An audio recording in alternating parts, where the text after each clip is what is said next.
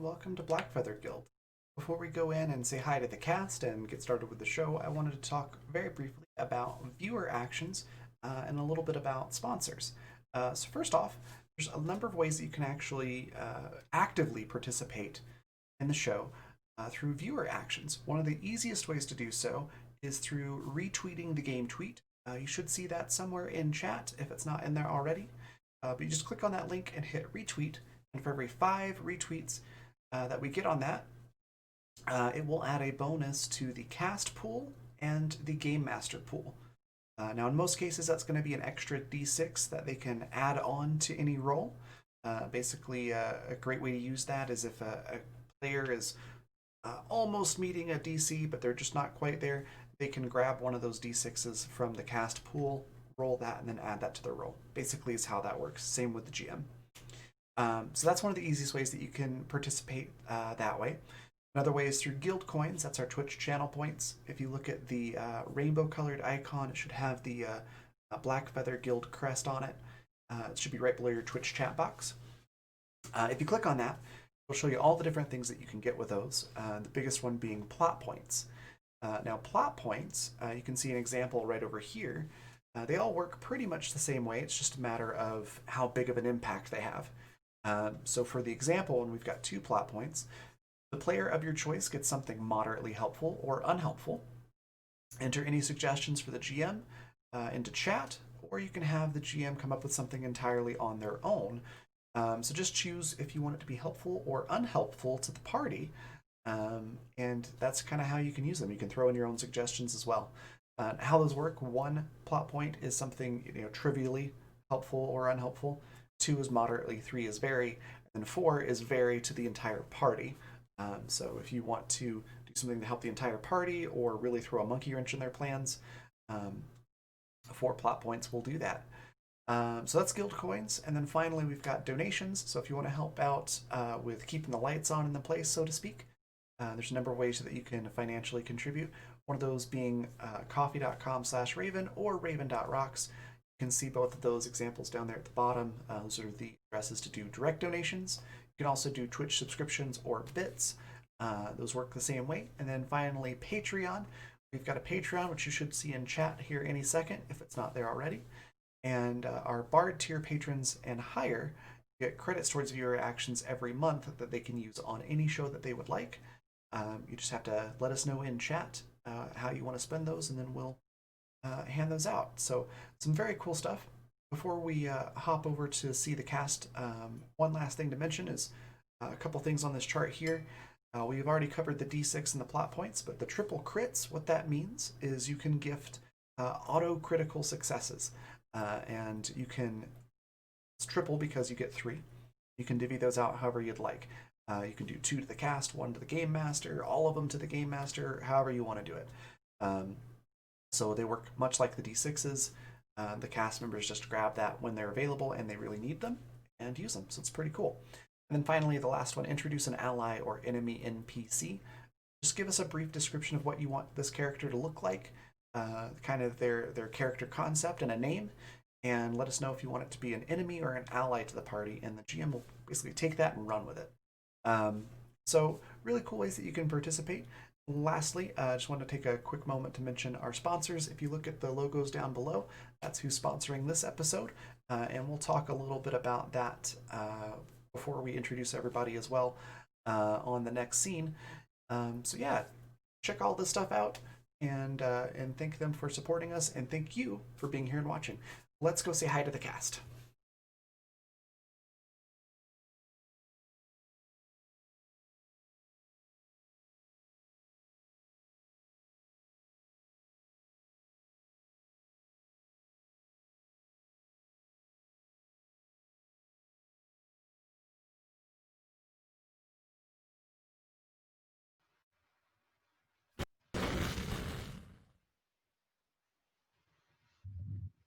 Hello there, and welcome, all good folks.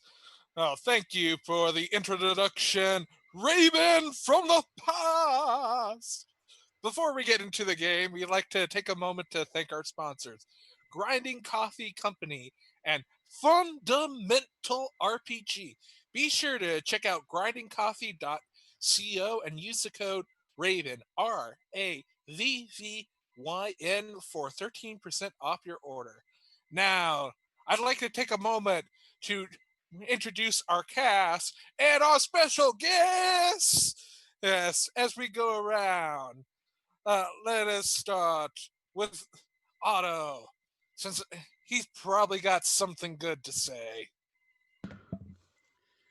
Good might be strong.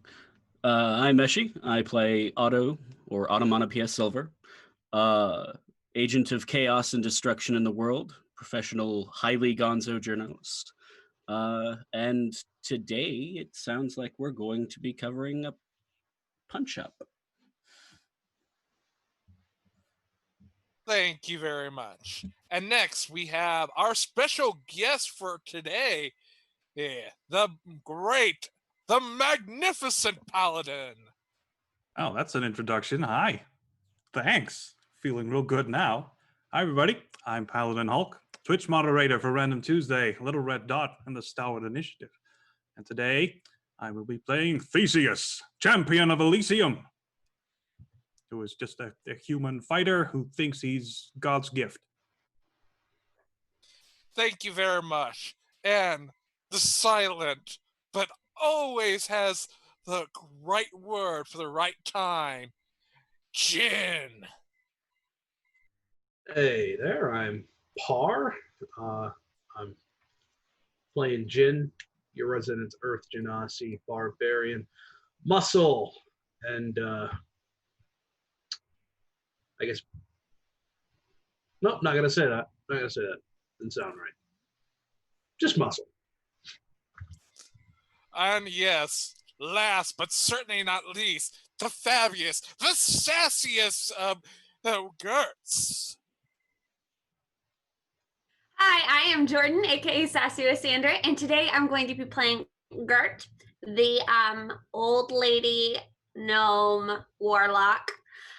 She is sassy, ready for love, and also really fed up with all of this trash talk about cakes because that's just unacceptable. Yeah, trust him. Hey, it's up to you. Like you always do have the trust of to have pie in your heart. Even if the cake is a lie, there's always pie. And Go cake or go home. you can have a pie of cake. A little taste of the chaos that's about to come. I am Michael Wayne. I will be the GM for Fleshmaker's Folly. And I believe we have a back last time on Fleshmaker's Folly. Dateline, the horrid hovel of the kidnapping crone. Devious diversions of all sorts gave way to our wise and worldly warriors before, out of the unwholesome hallways of the hag's vile habitat, the gallant Gert galloped upon the stolen unicorn our heroes sought. It wasn't long then until the lady of the house presented herself, ready to reclaim the glorious manicorn and clean her home of our pestering protagonists. Violence and fire erupted in the villain's lair, making the close wooden walls crackle and bringing quick and vicious end to the blighted baroness of the bog. Our heroes escaped through the rent roof of the ramshackle retreat, the return home a welcome reward. But what should await our weary wardens but the charred remains of half the city and the sharp stink of conspiracy? Can our champions circumvent the what is that word? Machinations. Machinations, thank you, of the malicious minders of this metropolis and seek the story promised by the tournament at Greenblade? Only time will tell on Fleshmaker's Folly.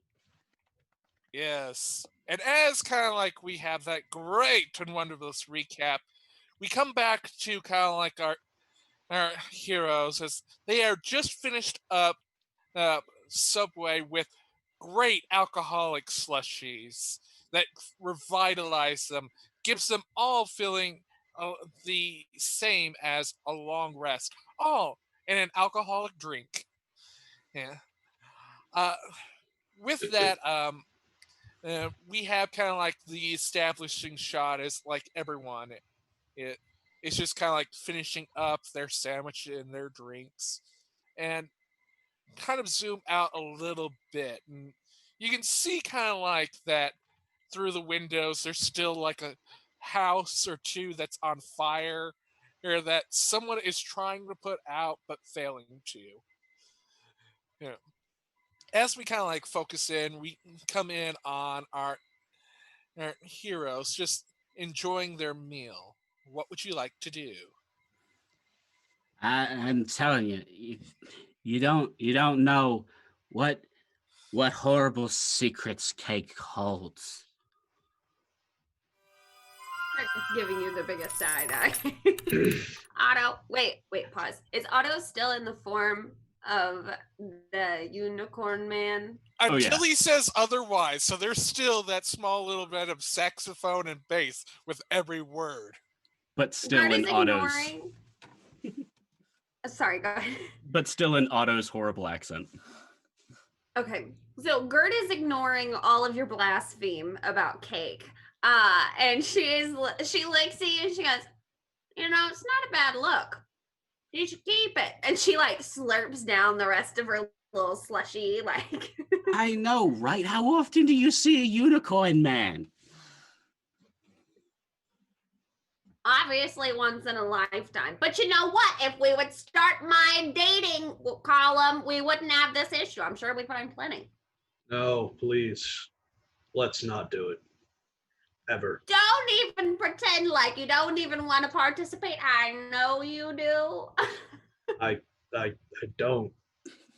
I just don't. You need more slushy. Excuse me. And Waiter. Like roughly as kind of like you see that like some guy just like sweeping up things, like going like, do you need a refill? Yes, all of us do. Yeah. Okay, I'll be back in a minute. And just kind of like, it sounds like very much like a small little robotic voice coming out. It's just got little Padrahelic Modron. It's just sweeping things away. You know, while kind of like a small little scrappy little kobold, a little lizard that comes up with kind of like all of like your slushies, like all of you've had like plastic cups to begin. It just like swaps them out what you had there and puts new ones on the table for you. Oh, thank you. Gert gets at hers immediately. So, what's the plan now? Divorce. So, Yeah, the divorce papers to the Sphinx. And punching. divorce papers. Something about punching.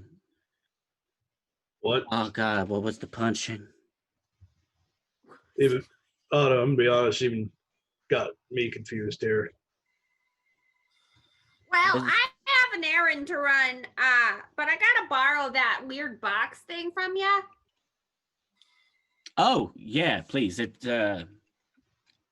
sticky. I don't like having it nearby. All right, you didn't really need to describe it though. It's a little rough. Or The rough context looking at it. helps.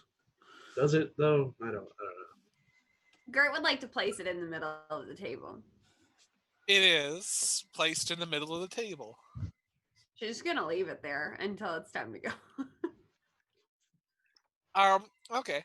All And right. out of the kind of like you hear like a little like I'm not sure how to actually describe this in D&D, but just a little horn that goes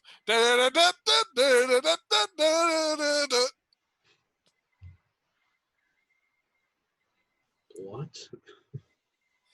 What's happening? For anyone that would like to make a history roll on that, and I will tell what the source of that horn is.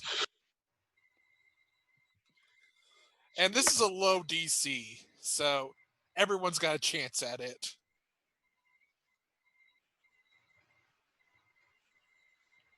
I couldn't find the history skill for a second.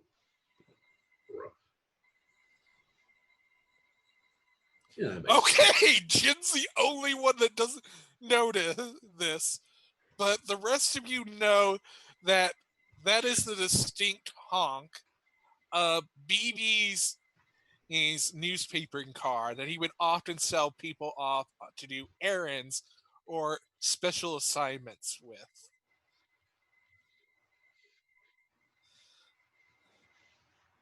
I think Now, that's our ride. What? No. Otto bursts into tears and starts babbling about off the streets, saved my life, love him so much. Gert like awkwardly pats you. She's trying to be a consoling person. It's not who she is naturally. But while she's awkwardly patting you with one hand, she's definitely grabbing her slushie with the other to take to go. so what about the box? Because that gives you another hand. Oh man. Gert takes a pause after she grabs the slushie, kind of looks at the slushie, looks at the box, looks at Otto, and like slowly withdraws her comforting hand from Otto to grab the box real quickly and scurry out the door. Okay. And outside the door, like you do see kind of like a rather large metal like carriage. Like if like it had any horses to draw it, this would look like a magnanimous metal carriage. But as kind of you see, kind of like it is very boxy. Think very like 80s like design of everything has a big straight line to it. And off the sides are like a couple of pipes all leading up to a fire elemental that's in the front of it. And on top, like all of you seem to notice like a big loudspeaker on there, along with kind of like in the back, just propped up onto like what looks like to us in the railwood would say it's a trunk full of like newspapers and such that's just tightly bound together. to you guys, it probably would look like, oh, there's like a little thing that needs to be smashed down in this barrel that's attached to the cart. And in kind of like the driver's seat, you notice Snickle Socks. And along with that, right past Snickle Socks, you also see one of the actual wells, which is probably why like this place was not having any burn marks in this area. Is like they had a well right nearby. Gert, seeing the well, is gonna try to. Nah, she's not gonna try to be nonchalant about it at all. She's just gonna like start walking towards it. If anybody like says anything to stop her, she'll be like, "I'm busy. Give me a minute." She's Yeah, gonna like walk straight. Yeah, sorry. yeah, like that's what happens. Like Snickle Socks is like puts their head out, hey, girl, and then you just walk on past them, not caring about them. She's gonna get up to the well as long as there's nothing interfering with that journey. And literally just like get up on her tiptoes to where she can like raise the bottom of the box over the edge of the well and like lean over and just kind of drop it in and be like, "See you in a bit," to her patron, and then she's gonna like turn around and walk back to the little carriage. As you try to walk back, the world itself kind of like separates for a little bit, and you're kind of like walking in place. You can see like Snickle Socks went from like moving in completely, just like is standing still with her head out the window, and like you see like if you turn around, like you feel the nice presence of your patron right behind you. Gert looks at her patron and goes, "You really got to stop doing this. It's probably not good for the environment at all. It's really throwing me for a loop." Well, how else would I be able to reward you? Oh, I'm ready.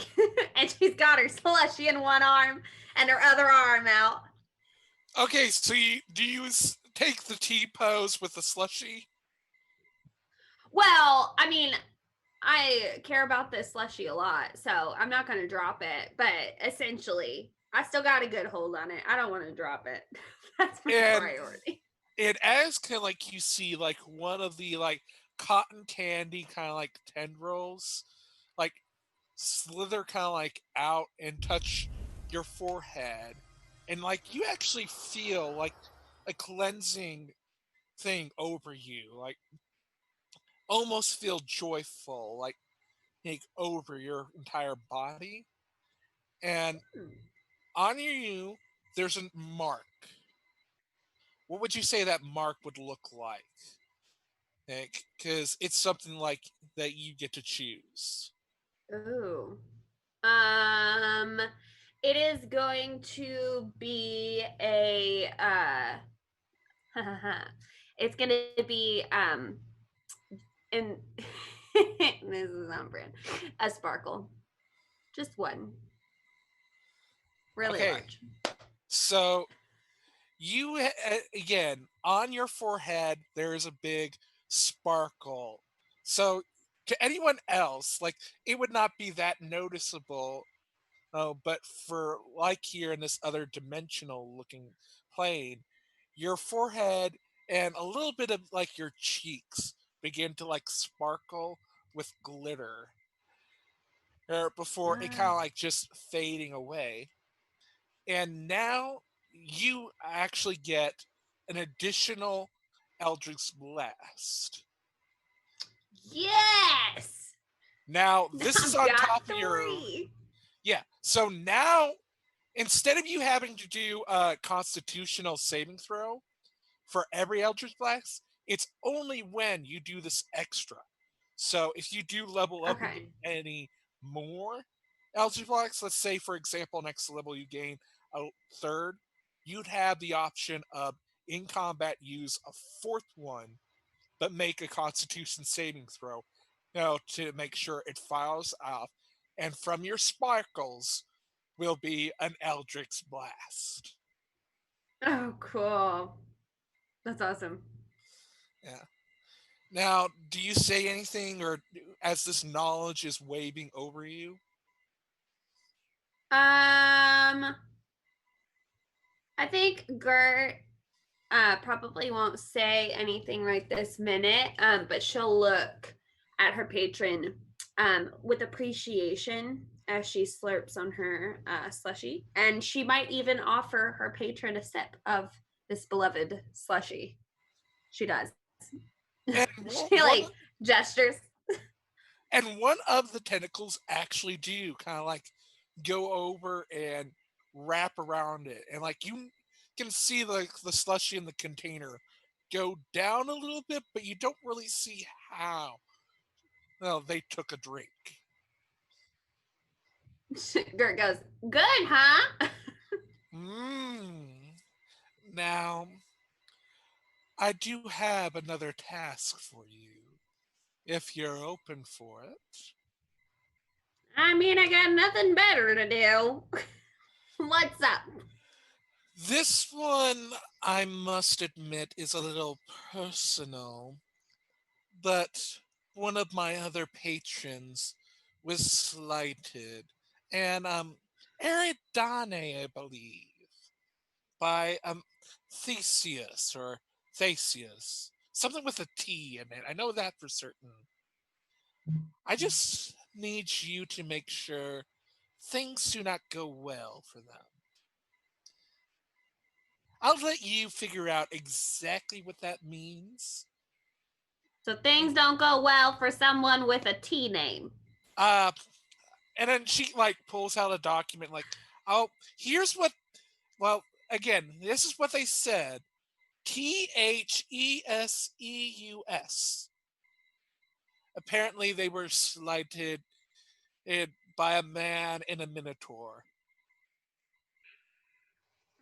Okay, I can do that. Excellent. And if you actually succeed on this, this is going to be your optional level up mission. So at completion of this, you will gain an additional level. And Perfect. and it kind of just starts to fade. Everything back to normal. And everything without like taking a beat, for example. Like you have snickle socks going on. Hey, Gert, how you doing? I'm good. I'm good. I just had to, drop some stuff down a well back there. But I'm good to go. Are we headed out? What's happening? Well, boss gave me because love the pictures of Pied Man, the whole thing. Which thank Otto. I don't know, the guy down that does horoscopes did a lead on what happened with all the flames and stuff. So big stories and everything. So gearing up for the whole Green Blade since first time they've ever opened up the tournaments. And here I got Thaddeus? Is Thaddeus? Is that what your name is, son? Like he's here in the car with me. Like we're all gonna head on to Green Blade and you guys meet with everyone. Interesting Thaddeus is how you say your name. name, right? Is he talking to me? Yeah, like he's trying to say your name, like he doesn't know. Yeah, how to I'm pronounce it. purposely ignoring him because he's saying my name wrong. Again, like you are indicating like he's trying, he just doesn't know how to pronounce it properly. Are you still ignoring them? Theseus. I'll give it a second. You know Thausius? full well that I am Theseus, champion of Ah. Elysium. Do not claim ignorance for my might. It's My a hard legend word. spreads throughout the land. Do you got a nickname, son? Because it would be much easier to work on that. Because If my glorious name is too difficult for you, then you are unworthy to speak it. So, Gert, any word on Otto Ajin? What? Wait, what? What do you mean? Taking you all to Greenblade for the tournament. Like, first time they've ever opened it up for non-druids. It's gonna be a sight to see. Otto is going to I- come out of the tavern normal, no longer unicorn folk. And kind of Gert gasps. sucks. You son of a bitch. I've been talking to Gart, and we need to do a romance column. We have to get people dating in this city. We have to spread the love because there's been a horrible fucking fire, and No, it's a time of crisis. no. In fact, that seems like the worst idea. It's Possible. the best idea. It's the worst you know? idea. Passions give are them running any hot more from the power. fire. No more power to these two. If everybody else is not on opposite day except for Jin. And Gert like kind of like awkwardly, gently like backhands Snickle Socks and goes, I've been telling you for ages that a dating column is the way to go. And now look at this. Everybody agrees with me. No. Jin, bless you for being reason here. I bless you so much. You know, one of these days I'm going to start my own dating paper and you're going to be very jealous. The thing is like, I don't. Wasn't that how like you lost your intern? Was that way? Because I could have sworn that's the story BB tells me. Is The last time I checked, we don't talk about that. okay. Listen, I've been around for ages. There's been a lot of things that have happened, but I'm just saying it's a great idea and you know it. And as kind of like we all have seen it, let's go around with like a little description. Like Snickle Socks looks very much like a poor kind of like elfish kind of like very kind of like slender in their build, but very kind of like poor taste and everything. And I believe Otto, would you like to? We'll start with you, and then we'll go around just description of what everyone looks to. Theseus.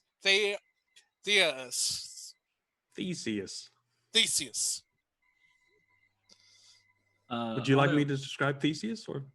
Yeah, we're just gonna go around because like Oh, okay. so as Otto is, we get a description of them, then you, so that way kind of like we go all around.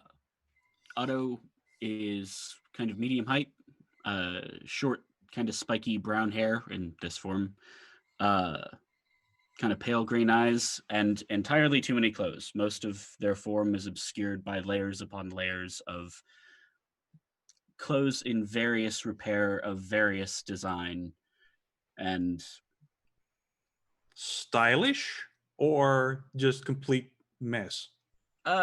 there's a certain kind of reason to the chaos. Like there's definitely an overarching intent behind all of them, but the colors and designs are not obviously coherent.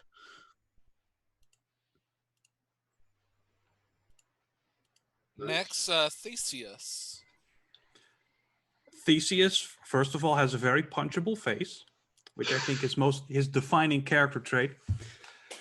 He's a human. He's a white guy. He's got blonde hair because, of course, he does. He's very buff. He's conventionally attractive in as we mentioned, that punchable way. He wears white. He's got a big old spear somewhere, probably in the cargo place. He's got like a toga, but also armor, because you need armor to play D&D, and therefore he has armor, which is scale mail. So he has some fashion of that. I would just imagine kind of like your clothing is that. Like you can describe it however you want. Like, yeah, a white sheet wrapped around yourself isn't really the same as scale mail, much though we would all love that to be true. So it works somehow, but clothing is not my forte. It's magic. It's specially made. It's magically made. So like everything creases in that very kind of like shot well that you'd expect from an HBO show. Sure. Let's see what else. He's got a hefty belt and those laurels. I remember what those are called. He's wearing laurels. If everyone knows what they are, they're the plant wreath thing on the head. There we go. Flower crowns. Yeah, but no flowers. Next, Jin, like describe as you are being the voice of reasoning and saying no to this dating column. Jin's a taller Earth Genasi. His skin is a forest green sort of color, and his hair has over time. It's a weird thing. It's short, but it's curly. It's kind of curly hair with like little spikes, little like leaf looking spikes. Sorry, grass looking spikes out of it at certain parts in the elements. His eyes are sort of chocolate brown. He's just wearing a simple like tunic-esque shirt, some slacks, and a pair of sandals, all in like a muted sort of brownish color as well. We can be sandal buddies. I assume I'm also wearing sandals because that fits the outfit. Yes. And as kind of like you see vocally opposing Jin and Snickle Socks is Gert arguing for the dating column, and they look like. So Gert is a really short, deep gnome warlock. Her clothes look about as old as she is, which is nobody really knows how old she is because she likes to play the dating game and thinks age is a concept. She's got really long gray hair that's matted in places. She doesn't like smell bad or look really dirty or anything, but like hygiene's questionable. Like she looks sticky. Yeah. Essentially. But when you get close and stuff, it's fine. Her face is very much the like stuck in the position of get off my lawn kind of aesthetic. But she is kind of wild and crazy, so she's never really sitting there with just her face being still. She does have a staff that she uses to hobble around, but when she's busy carrying things like slushies and boxes made out of flesh, she like straps it onto her back. So right now she's got like her little staff on her back with like her big giant slushie. And she's got brown eyes. So, now are you all gonna get at least in the car if you're gonna try to argue with the column? So that way at least we can be going to Greenblade and you can argue on the way. Oh yeah. Otto is gonna get right up inside Theseus's space too. Just sit down right next to him like it. Yes, greetings. I would like to sit on the other side of Theseus. Like Gert's gonna scoot in and go, so your name's Theseus, huh? Indeed. You have heard of me, I presume? You're a very shiny fellow. Oh my. How kind of you to notice. Oh my. I sit across from Otto. Yeah. And I'm guessing it's just kind of like it's a weird carriage thing with kind of like it's an additional seat for the driver, which Snickle Socks is arguing all of this with you guys as they're driving. I don't see the point. Like, it didn't do well in the past. I don't think the dating column will be good in the future as they start heading off. And don't knock it till you try it. She takes her staff, she like bops him on the head through the seat. Yes, Bruce. and it's like roughly you're bopping on the head as kind of like he's about to push down on our equivalent of the gas pedal, and just like flames erupt as kind of like it just starts shooting out like a bat out of hell.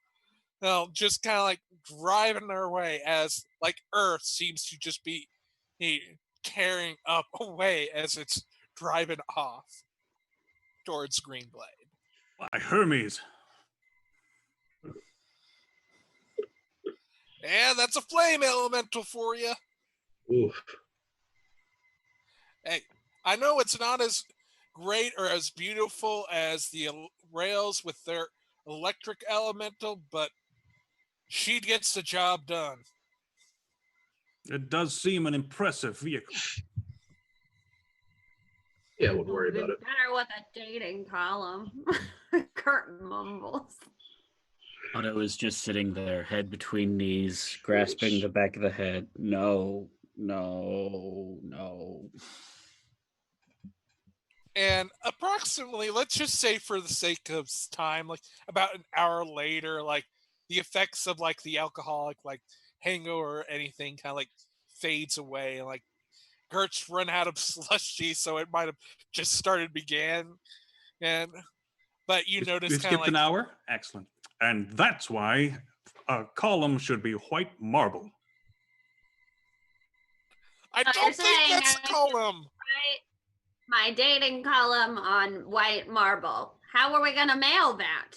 Exactly. Like again, like we do paper because it's sellable, it's easable. You get a But scroll. also, if you wrote a dating column in stone, it's hard to get rid of. I have to say, Theseus has a good idea here.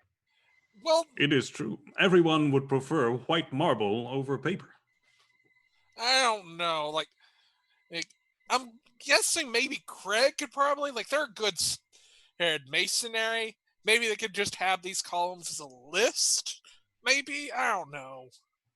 Now you got to talk to the alchemists. You got to get it, the thin, flexible marble. You know. There's thin, flexible marble. The Alchemy Guild gets up to all kinds of weird things. I'm sure they can manage something. So check it out. Gert's like jotting down on a little notepad all of these ideas. And then if it's bad news, then you can cut people with the finely honed, razor-sharp, thin marble. Ooh, a dating column and a weapon. I like where we're going with this. I must say.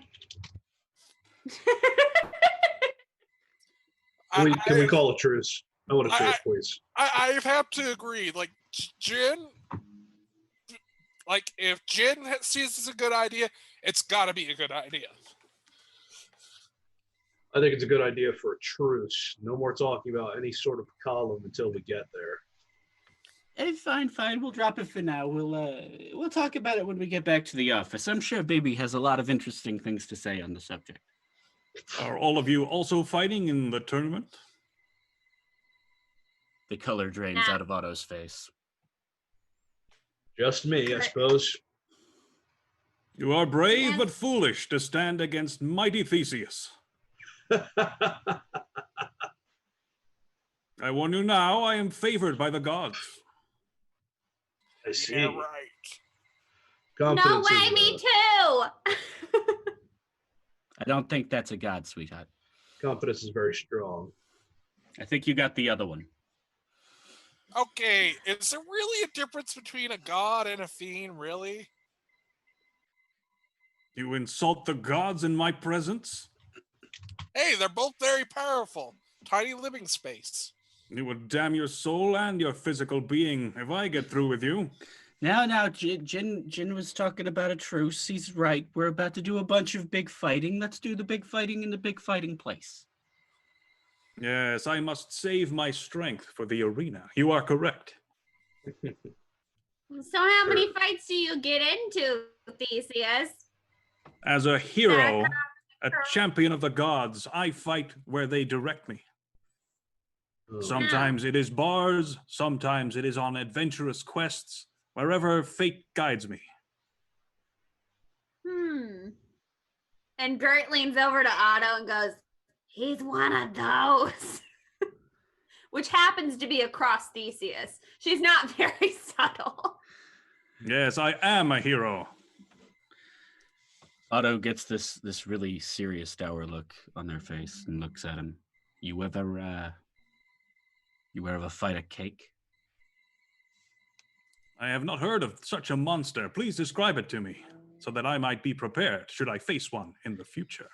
Well, it's it's about 6 feet tall. Jen, what would 5 tiers? They were pretty thick slabs, The monster yes. cries, ha! and covered in this thick, sticky fondant. And, Otto, it's Otto. everywhere. Otto, look behind the seat. There should be the newspaper with it in there. Yeah, we got pictures. Pulls out, and I it's do yeah, enjoy it's a a good picture. it's a chocolate wedding cake. This appears to be a confectionery. Yeah, they're fucking horrible. I'll ask Gert. They Is taste like that one feces. all right? They seem to They- be confusing confectionery with a monster. Yeah, and I think my dating column's crazy. And like Gert has been sitting over on your side this whole conversation, just rubbing her temples. Like, I'm so over this. As you're doing that, are you paying attention to your empty slushy cup? Probably not at this point. Okay, they see it. They see us. Theseus. Dexterity saving roll to see if you can save against the melted ice and whatever left in the cup. That's probably about to pour on you. Wonderful. Okay, you notice it just enough and right the cup so it doesn't spill over. Careful there, old lady. You nearly spilled on my outfit. I must look immaculate for the games. Gert, like, with a very blunt expression, just kind of looks at you and blinks and like raises her eyebrows and goes, okay. And she takes her cup and moves it to the other side of her, making a mental note that you really care about your appearance. As kind of like you do continue forth along there, do any of you guys take a look at the window as you're driving by? Is there a mirror in the window? Because then, yes. No, there is no mirrors in the windows. That would defeat the purpose of a window. Alas, my attention is elsewhere. Okay, then. Otto will, in fact, be looking out the window very, very intentionally as they surreptitiously cast prestidigitation on one of the inside folds of Theseus's tunic to make it just like a horrible ink spot. Okay. Somewhere unnoticeable, somewhere that isn't going to crop up until they start really moving around. Okay. As you do, you actually notice kind of like as you drove by the actual moor that where kind of like you had dealt with the hag and everything, that there's actually a lot more trees. You can see a good bit of it. It as like there's like almost like a standing army of lots of little people with shields just marching around. Now, just like in particular, like you notice like Jeff having kind of like the big shiny, big giant shield out of them all. Oh, it looks like the kobolds worked their stuff out.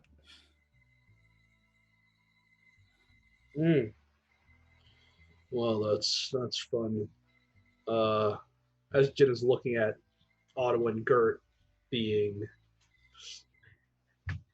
the usual agents of chaos as they are, he looks at Theseus. Right, so how'd you get your start fighting?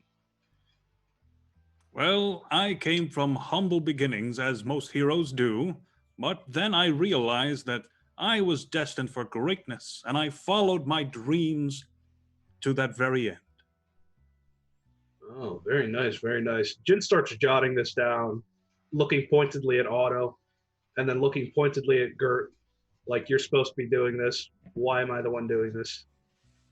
No one Right. wants to talk to Theseus, and I can't blame them. How long have you been fighting? Oh, a few years now. Mm. He's this. You're right. You're right. Thank you, Jin. This is a journalistic endeavor. So, do you mind if I take over? Go ahead. Jin flips his notes and it's literally 2 sentences. That's just like the main points of what he said. Here you Did go. you want an autograph or? Nope. I'm good. You know what? You can have my autograph after I win this tournament. So A fine jest. I applaud your confidence. So Theseus, what do you have to say to allegations that the Dragonborn families have interfered in this tournament this year? I know nothing about this.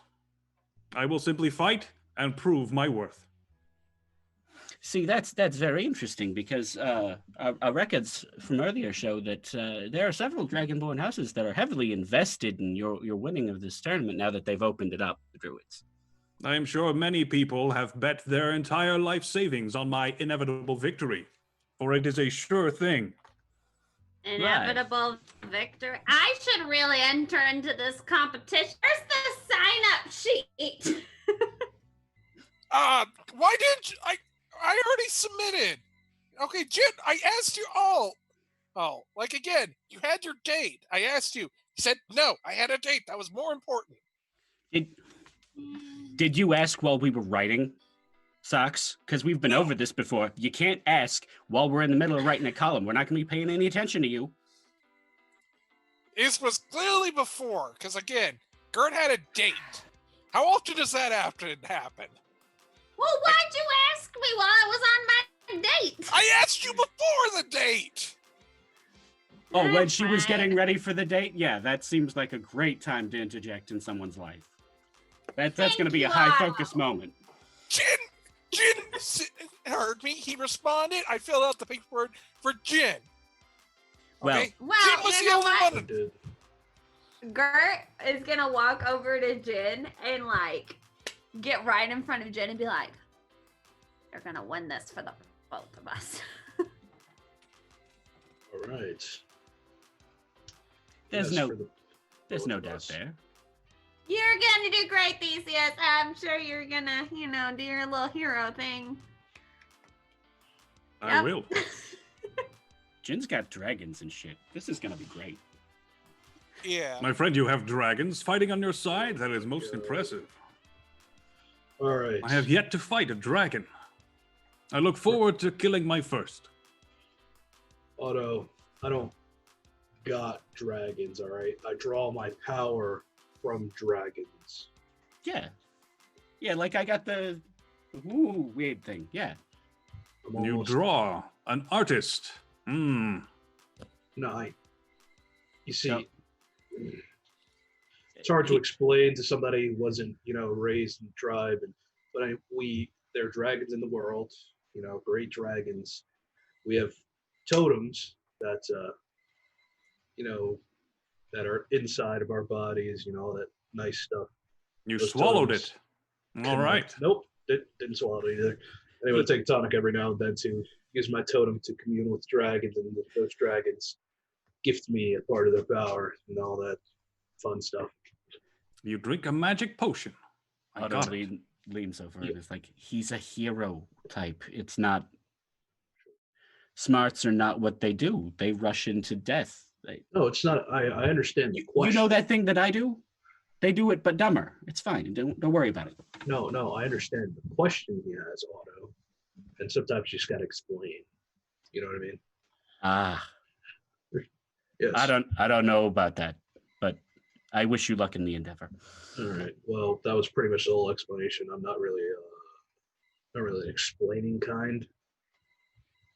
And as you just say that, like, you start to notice kind of like the actual car carriage starts to be a little bumpier as it's going along. You start to see like trees and such out of there. And anyone that would like to make a history check or a perception check, feel free, and I'll describe a little additional stuff about Greenblade as you're coming up near to it.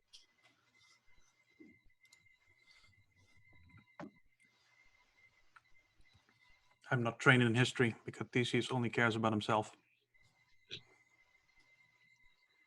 History. Yeah, I don't know about history either. I will Uh, def- That's I'll why defer the the roll. option: perception or history. Got like, well, I am proficient in perception, which gives me a +2.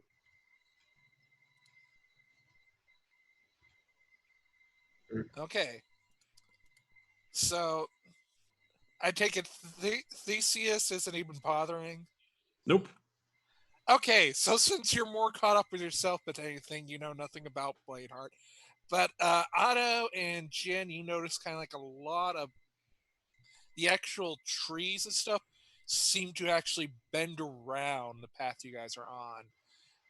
That's as far as Jin knows. Otto, more in fact, actually takes notice that the actual buildings, as well as like everything, seems to be very communal to coexist with everything.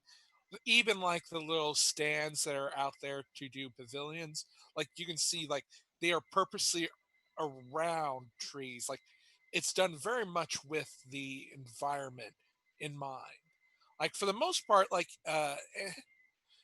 you are seeing kind of like this very kind of like coexisting with the world and the wildlife. Um, and dang it, Gert, you rolled a 16, correct? Okay, so you would know that Greenblade itself is a town that's near to Greenheart. Works primarily as their way of commerce, since there does not violate the law of no commerce in Greenheart. It's at least probably a 2 days walk distance or more from Greenheart, with lots of natural barriers around, like you can see to the fars of the trees. That you know, like almost like the town is purposely done to avoid these like natural barriers, as well as just like to allow for a lot of commerce.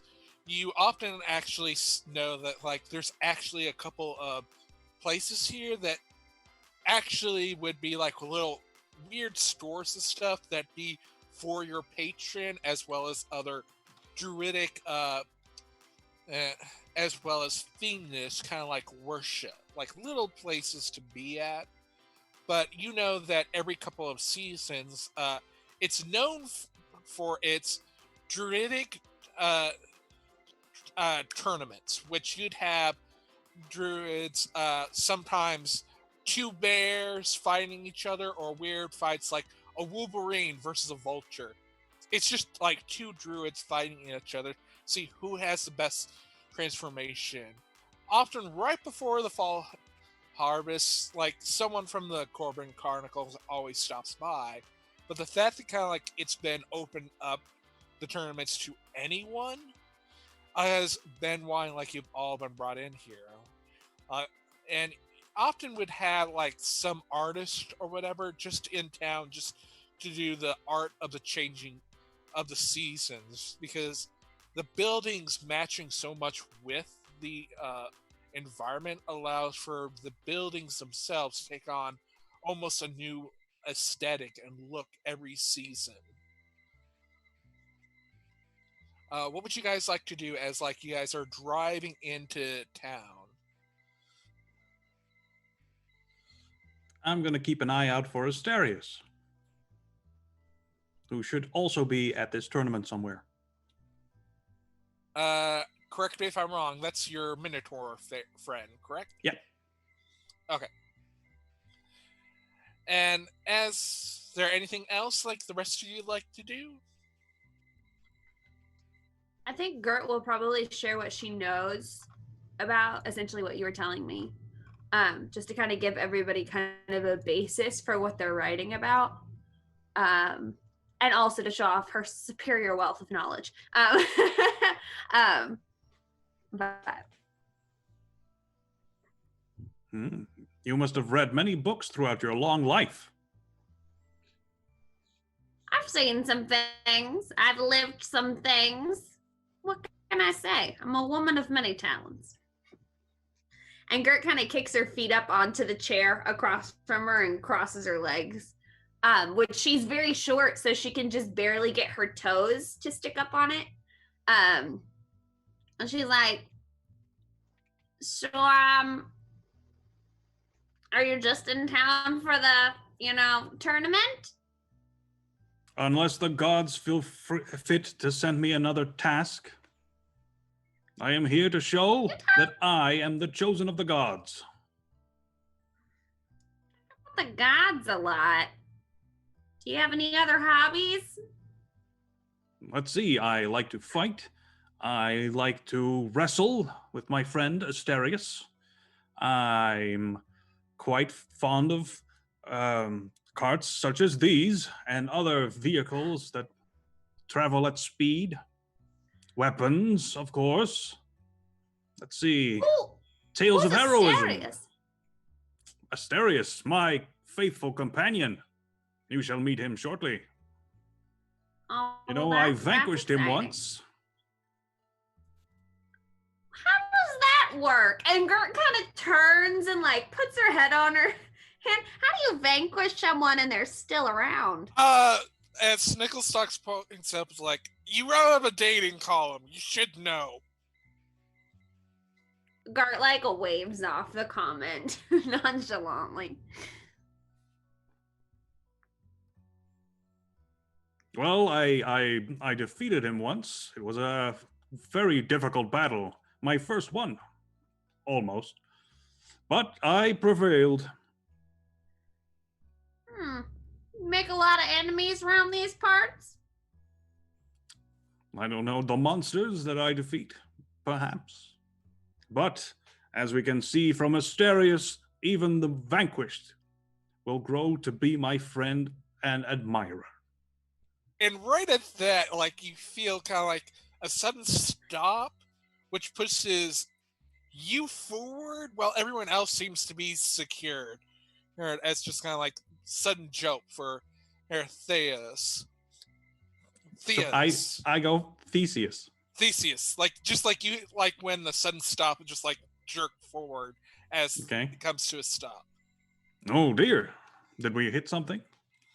No, we're here, so you can get out. Excellent. I open the door. Good day to you all. And I'll get out and I'll look around for Asterius. Right before as you're all getting out, Snicklesocks goes to the back and then pulls out a couple of things out of the trunk, moving papers around. Okay, so here's what I got. I got a couple of things you guys it's got special order. Otto, and pulls out these very nice you had these ever-changing clothing that you were wanting. My magic pants. They came in. Thank you. Yeah, and it's not just pants. It's a full suit. Ooh, shirt pants. And then it pulls out what looks like a very weird little stick thing that has a bit of rope. Gert, I figured this is going to be very important. You can just tie it to your staff. It is a magical item called the Stick of Not Dying. Oh, I've always wanted one of those. Yeah, no one knows why it's called that, but I was told it was something that you would really want. Perhaps it stops you from aging. Okay. Well, look at me. I don't need any help with that. And she tosses her hair and hobbles over to the Stick of Not Dying. Yeah. And Jin, I got something special for you. I figure you're going to need this. Because I'm guessing, and you don't got anything magical with your weapons, right? I mean, my halberd.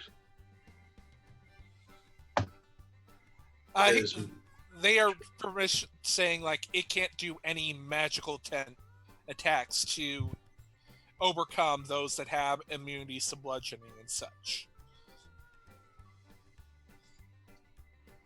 Yeah, my halberd's magical. Oh, okay. Well, Plus- so you don't want to touch some elements to it. I don't. What does that mean? Well, and then kind of like puts it out right in front of you and just like swirls it around, and as it spins, like you notice, like it goes from like a little bit of flame to ice, then a little bit of earth and a little bit of wind as it's spinning in there, and then when it stops, like it's all within kind of like a tiny gem. So you're not needing this then, are you?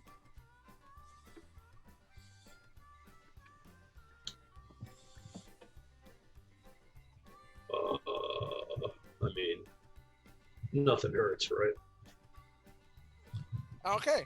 And he kind of like hands it to you, and you notice it's very much along with that dragon handle, like you can just insert it right about where the mouth of the dragon would be on the design. And as you do it, like it's in there very much like you can turn it. So like a knob. So essentially what you now have is on your Helger, you can have 1d8 of an elemental damage on all your attacks. So you choose the type of element when you're making an attack. So that adds 1 additional elemental damage. Yes. 1d8 worth of damage. Oh. That's pretty beefy.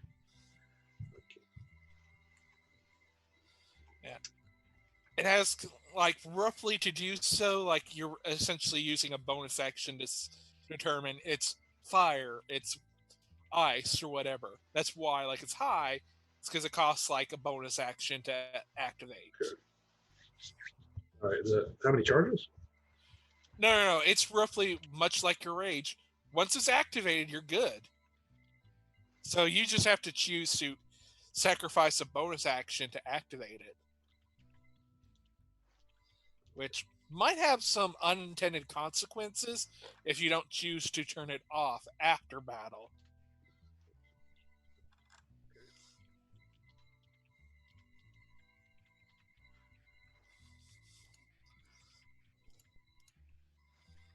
Gotcha. Now, there's anything more, or because I got to do additional paperwork stuff for Jen and Theseus. Theseus? Theseus? Am I anywhere in the ballpark with you? You are not well, my friend. You should see some sort of doctor for... You have a hard name to say, okay? Even the lowest peasant knows the name of Theseus. Okay, you're much easier in print. I'll take care of your paperwork. Or as the rest of you guys can go on working on your story. That sound like a good plan?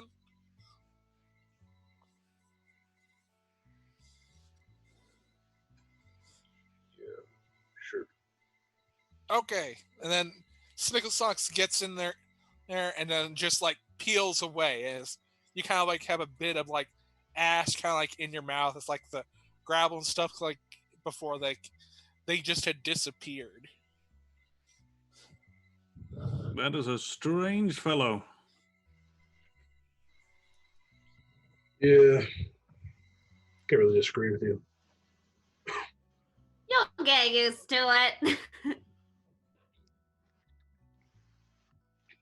Well, Jin, was it? Shall we register? Of course. You don't Lead- have to. Like lead- they've I know, already but like done. show that we're here. Blah. Yeah, check in. Yeah. Roughly, like as like y'all are walking about, I'd wager, right? Like you notice kind of like pavilions, and like you notice one in particular has a sign says tournament sign-ins, and it's like a very short line, and looks to be like out of place just how short the line is. Mhm. I see the gods have guided me to this place. Yeah, must be. Mm-hmm. You are lucky you were traveling with me, my friend. Seems so. I thought Socks was driving. Socks drove off. Left you guys. Yeah, but he's the one who got us here, Yes. not the gods. I'm certain it was the gods. They are behind everything, you know. Shit. I don't know if I trust that. The fates guide all our actions. Yes. Right. And for some of us, the fiends guide all of our actions. And like Gert like sparkles. And Otto. right as you see that, you hear in the background, you hear like a little goblin voice going, "Yeah! Hell yeah!" Yeah, Otto throws up a fist bump. What? Must be my fan club. What are we talking about here? Your fan club, and Gert gets all offended. I do have quite a few. Yes, I believe you. I believe I did mention that I am a hero. Listen. What does that make me? Gert turns to Otto. Oh, you're much Journalist. more disturbing. You're a journalist. Ah, yeah. What does that Yeah. mean? What is a journalist? Oh, it means that whatever you do in the world, we get to run it through whatever filter we see fit and then put it out into the world. Ah, Bard! You are a town crier to Like spread a very- words of my deeds. Like a very specialized bard, yeah. I thank you in advance for speaking of my victory. Oh, yeah, I'll be sure to paint you poorly. Yes, please do paint my portrait. And from the voice, like you noticed, like said the hell yeah. Gert in particular might have noticed kind of like it comes from a little stand. It has little bits of sparkly like jewels as well as potions and stuff, just like and very acrobatic. Like think very much like 80s, 90s like aerobics and structure. Her little goblin.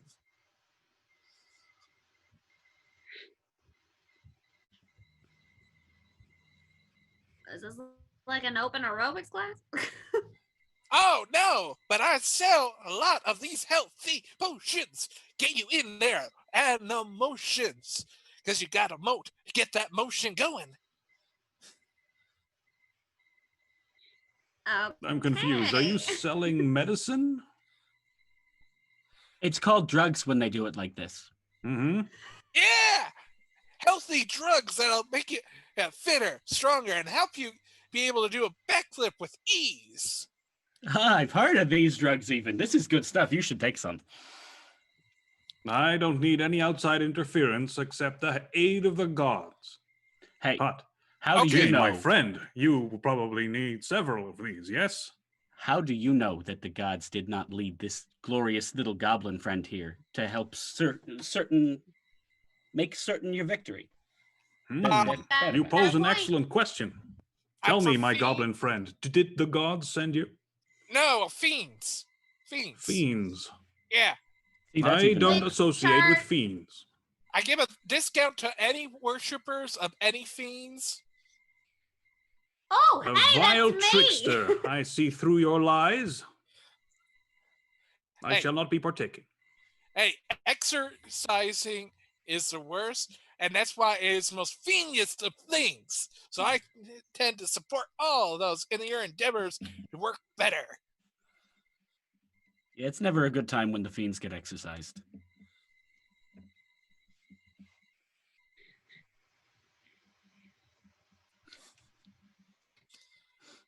Now, you all kind of like have like several gold pieces just from your work at the newspaper. So like it's nothing looks like too expensive. Like it's just more of like, do you want to actually buy any or not? What are they?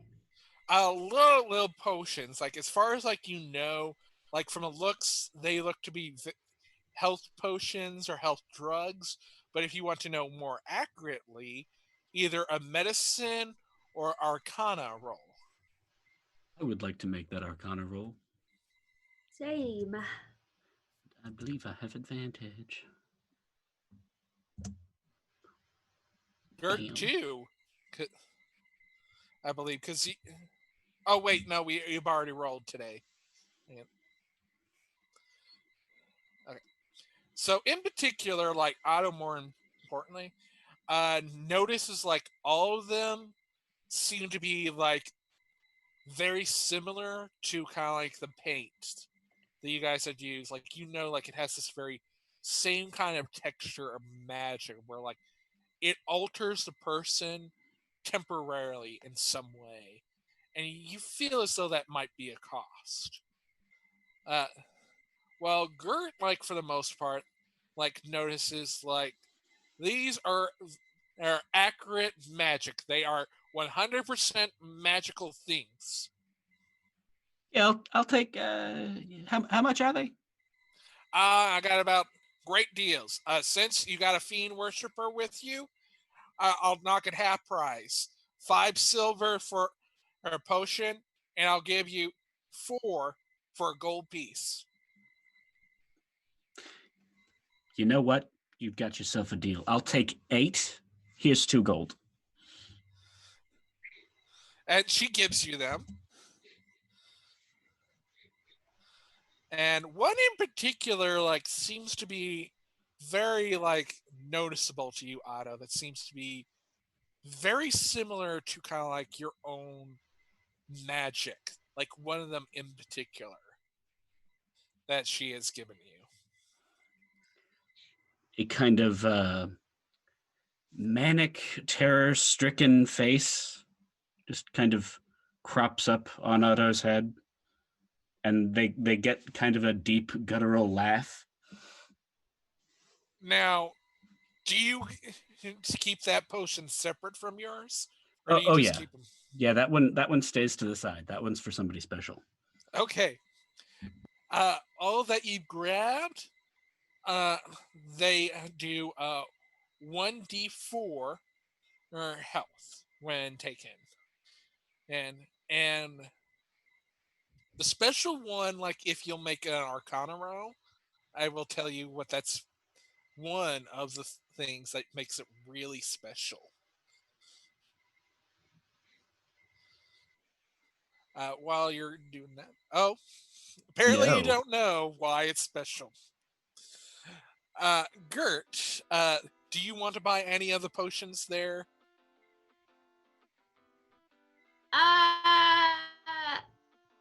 Yeah, I'll get a couple.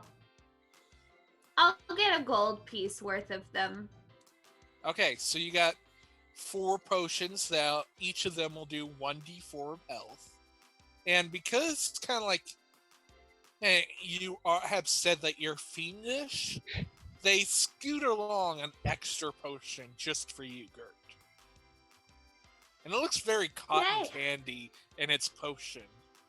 Like mixture, like it's very cotton candy, like pinkish. While the rest seem to be very Ooh. like earthy potions. Gert. Wait, so is the cotton candy one the same as the other ones? It's just like totally like cutesy, or?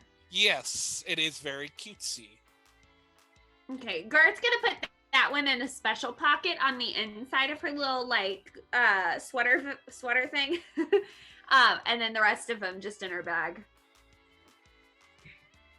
Yeah. He's gonna toss one to Jin. What Think is this? fast, so you don't die out there. Well- I need you to win.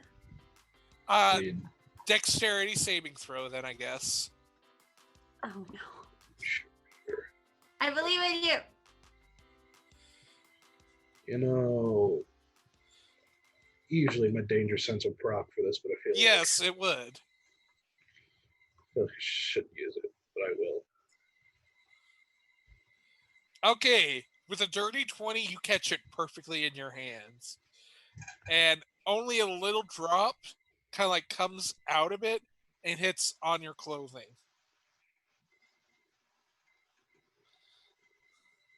Gert, Can't be so reckless. I'm just trying to save you. I mean, people wouldn't lose all the time. Reckless or certain of your skill? I mean, Otto, we gotta find us some merch. doesn't feel certain if you're going to be, give me things to heal me. Feels like there's a lack of confidence there inherently. They're only being realistic. You can't blame them. Oh, Theseus. I like you. Don't worry, You though. two have a certain charm. Theseus, you notice kind of like there's an actual like big giant little like turtle, like probably about a little taller than you, that seems to be arguing with a minotaur. In particular, it's the minotaur that points out, just like just going like the turtle's going, well, if you would no, I that's come on, get to the point, get to the next point. Where do I need to go to fight? Where do I need to go to fight? Well, you just need no, get to the point. Well, if you be more patient, and going back and forth. I think that's my Minotaur companion over there. I will cast Thaumaturgy and amplify my voice to say, "Hey, Asterius, my friend, I have found you again. We are reunited." And with that, kind of like just goes to the turtle. Forget about it. And then just kind of like rushes towards you with arms out, just to kind of like go for maybe like a chest bump. Theseus! Yeah, we're going to go for just an actual hug because we're very close friends. Yeah, but it's like that one, like it's just like, and then Yeah, and he'll lift me off my feet because he's significantly taller than I am. yeah. Where you been keeping your bad self? He says as he putting it back down on the earth. I've been traveling with these individuals who seem to have some talents. Also, our friend Jin here will be competing in the tournament. He's Yes. loading up on all sorts of extra gizmos and magic potions and things. I'm sure he'll stand an excellent chance of giving us sport. Unneeded, trust me. My skill will speak for itself. A fine sentiment. Yes. And Gert, you notice it's kind of like they're getting together.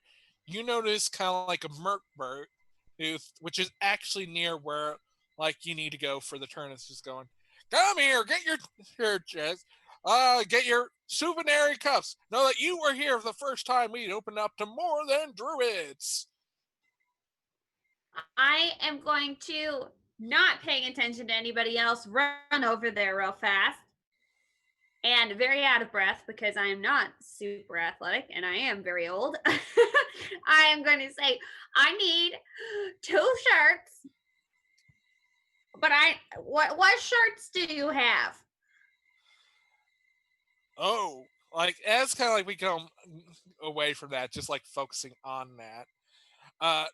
And roughly like you see like Hank your Minotaur bread and goes, well, I think maybe that's where that one knows where we gotta go. The registration tent is right here, or the sign-in tent. It says so on that sign. Oh, yes, it does. Did you already do this, or? Yeah, I think so. It's more like where to go to fight. Oh, I like assume you that building. To the building! And just charges towards where Gert is. Jin, Otto, is there anything like you guys like to do as the Minotaur is chasing after Gert to the Merc booth? I got to sign in, right? I thought you just didn't you both just do as you went? I don't know if we didn't say that we got to the front of the line. Oh. You had previously Yeah. described, but sure, I we said it can was skip that. time.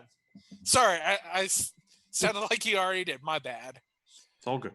I sign it very big, so they have a memento. You know, I take up 2 spaces. Actually, Jin's handwriting is actually surprisingly pleasant. Like, I would Like, think it's surprisingly very refined. nice. Like, I would imagine, like, Jin is very calligraphal. Like, it's very exact. Just not what you would expect looking at this hulking barbarian. Nice. And as all you guys go to the Mercs, like, you notice it's a Dragonborn trying to sell just about one thing after another. Well, we got 2 shirts right here. You got one that says, "Hey, I got smacked in the face by a Pidgeo." Like, how many other times are you going to go a Pidgey and then go, "Oh"?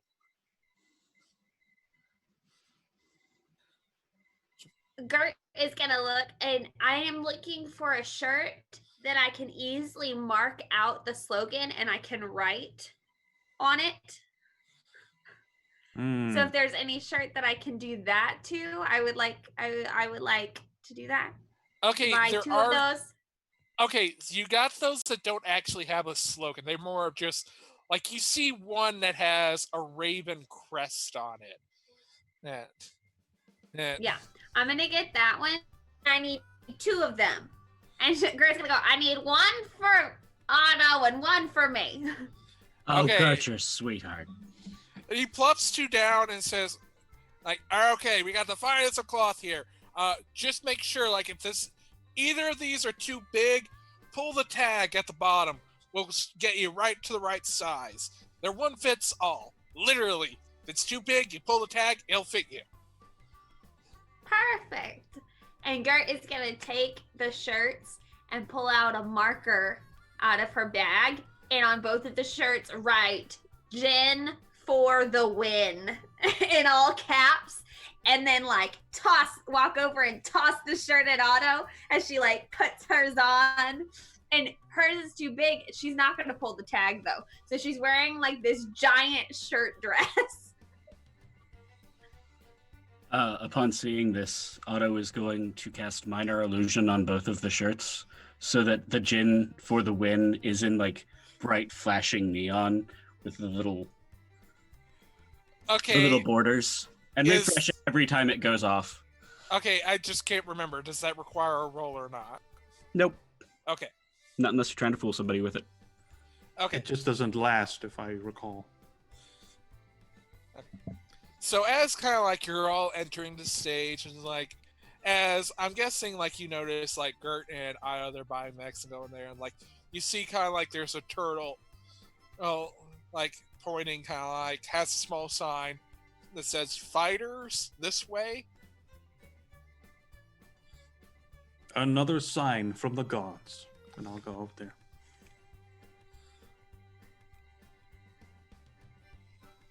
Jin, is there anything like you'd kind of like want to wrap things up with before we head on to the break? I just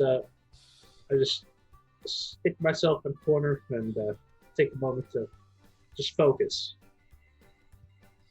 Okay. And with that, like we have Otto and Gert getting into the stands ready while Theseus and Jin are in background getting ready for the match. With that, I think we'll take a break and after have a nice little, like, I think it's 10 minutes break, Raven, right? So be back here in a few bit after bio break and all that, and we'll see you back for the actual fighting. Oh, yes.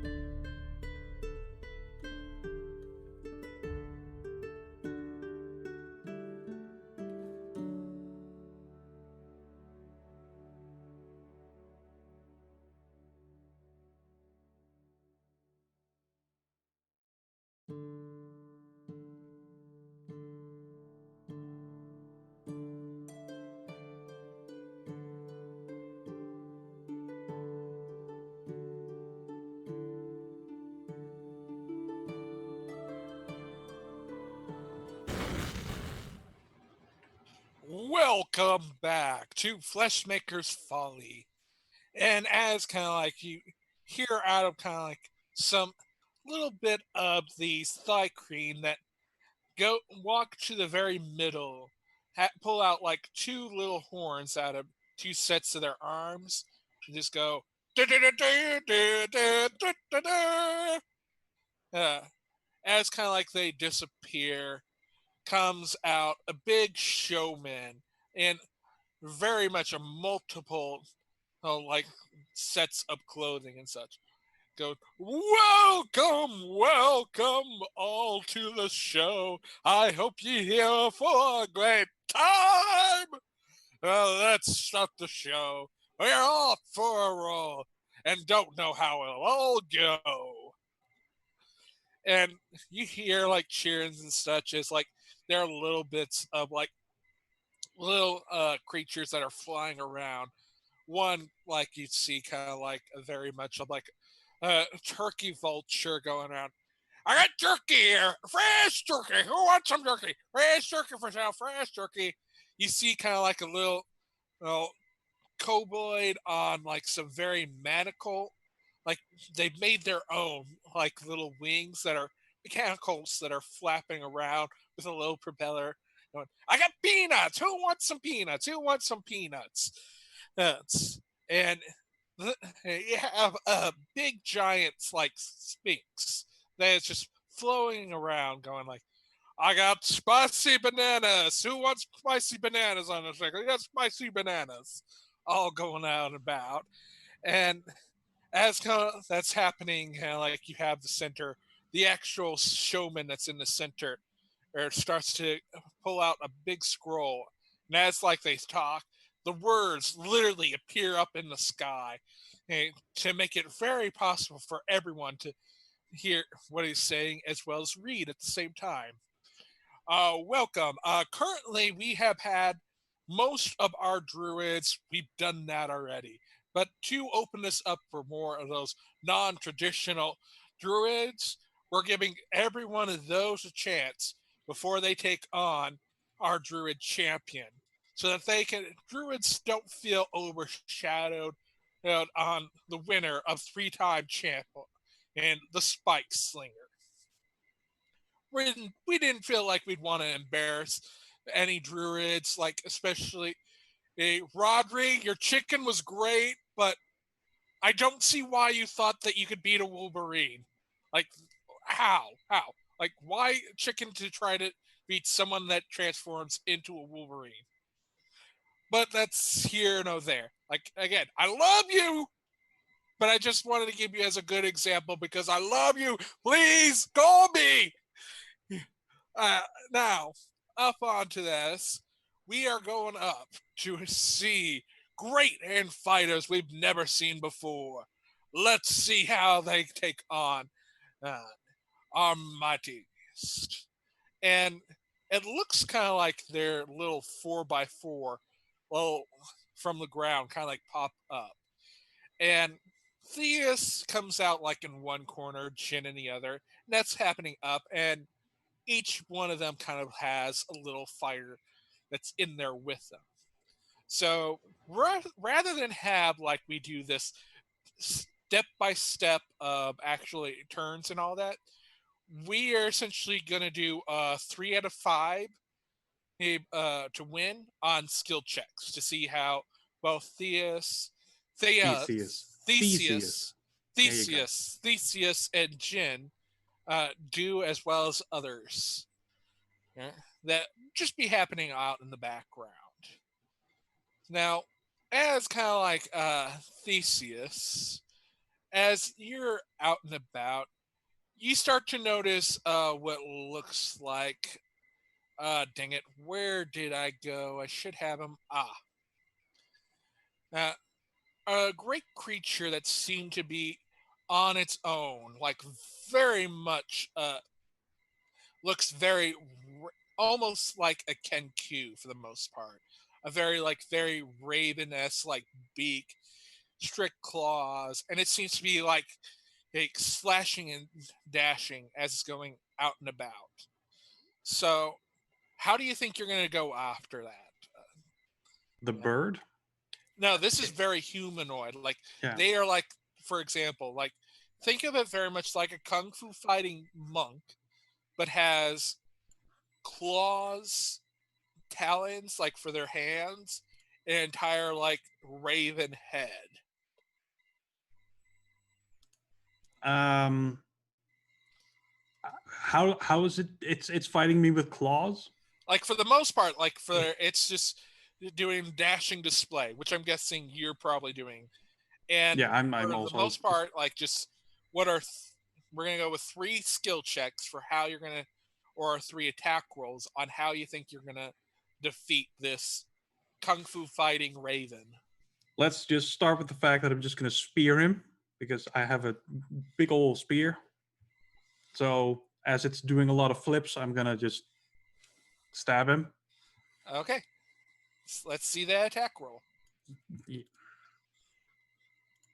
Seems like the most obvious. There we go. Ooh, that certainly does hit. It, okay, and as they do that to kind of like and same retard, they're gonna try to make 2 like claw attacks at you. As they reach me, they get shocked by lightning as I call upon the power of Zeus. And I take it a 12 and a 15 do not hit. They do not. Okay, so that's right there. Like you are just electrify them. And what would be kind of like we need 2 more checks for you to win this. Like how are you narratively dealing with it? So right now you've already like seemed to just trounce Maybe I them should with the make it first like hit. a check for the lightning. I know I don't actually have to do that, but why don't we throw that in as a check? Okay, Yes. narratively. So it goes from just like a simple reactionary to you focusing from just on the small hands to electrifying the whole of this kung fu fighting raven. Yeah, like it's just a bolt straight from the sky. As Zeus is like, hey, that's my guy. Okay, that sounds like you're wanting to make either religion or arcana roll. I am actually trained in religion, so let's give that a whirl. A 14, that's decent-ish. Yes, and it's like electrifies him, but it's very cartoonish, and rather than probably very, like serious, like you were expecting. This is more of like a light Zeus attack, like not serious threat. Just my boy, like he needs some help. I'll help him out. Mm-hmm. Okay, and what would be your last thing, like to check to trounce this kung fu fighting raven? To win, I will sweep the leg and pin him with the giant spear. Okay, sounds like you're wanting to make an unarmed attack, or I'm going to sweep the leg with the spear, to be honest. Okay, so you're wanting another attack roll. That just makes the most sense, considering this is a battle. A 12, that's not great. And unfortunately, doesn't get their AC either. I did get some bonuses from the chat, if I am not mistaken. So, how does this work? You're the GM. What sort of bonus is this? For this right here, like you just need 1 to actually beat him. So if you're going to use it, I'm just going to say you succeed. There you go. Because I have to succeed in style. Because, you know, Theseus has to look awesome until Jin whoops his ass. Okay, so just roll me a d4 to see how awesome it is then. Because you just needed a 1 to succeed. 1. Okay, Close. you just barely, like, it looks more like Zeus handled it more than you did. Close enough. As long as it's obvious that, you know, I win. Yes. And I did it all on my own. Thanks, chat. Okay, and with that, we're going to go to Jin, who's in their corner. And let's see what you are fighting. Ooh, this is real interesting. You notice, like, very kind of like frog-like creature that you're fighting against. And they have like very reflective eyes. Yeah. So 3 skill checks. How would you like to deal with this very like frog-like creature that seems to be just uh, crawling along very creepily slowly with their eyes unclosed and their tongue just lashing out? Well, hmm.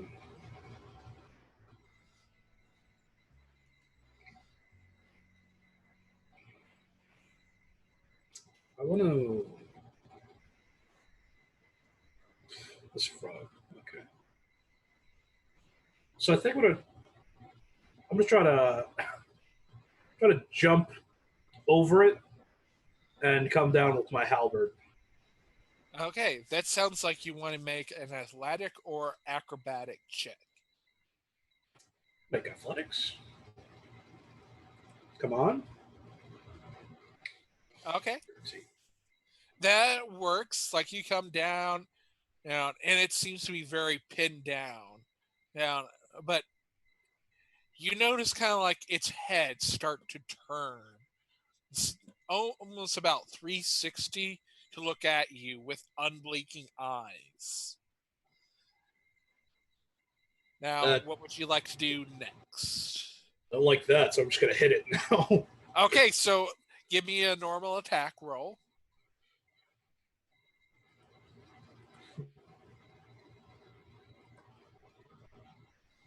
That hits. Okay. Are you going to add anything more to that in style, just like, or are you just whacking those eyes? uh, no, I just gotta slash towards the eyes as soon as they look at me. Look away! Look away! Okay, as you do that, like, it goes, the head itself goes a bit back, and you notice, like, great lights just eject out of them. These beams that kind of like swirls of color that go forward, up, away from you, or and one of them kind of like the prevailing like selling thing. The Kenku that's on mechanical wings just barely misses it as it shoots off near them. Okay, one more skill check to how to see if like you can defeat them. I think I'm gonna. Sure, why not? I'm gonna use my halberd. I'm gonna get back to the ground, slam my halberd into it, and then I'm gonna go for like a big like Superman punch type Ooh, thing. that sounds like you want to make an unarmed attack or a strength. Which hopefully is good. Yeah. 15? Yeah, that works. And you smack them down, Superman punch, and into the ground. Like there's just now a crater of the creature. Or, as kind of like all this kind of like happens, like there's a couple of battles in the others. Would Jin or Gert like to narrate what's happening in the other twos that they corners that they are witnessing? 'Cause if So not, how I can come up. Asterius is doing? No, like you two, Therius and Jin did well. There's 2 Mm. other corners that are unaccounted for.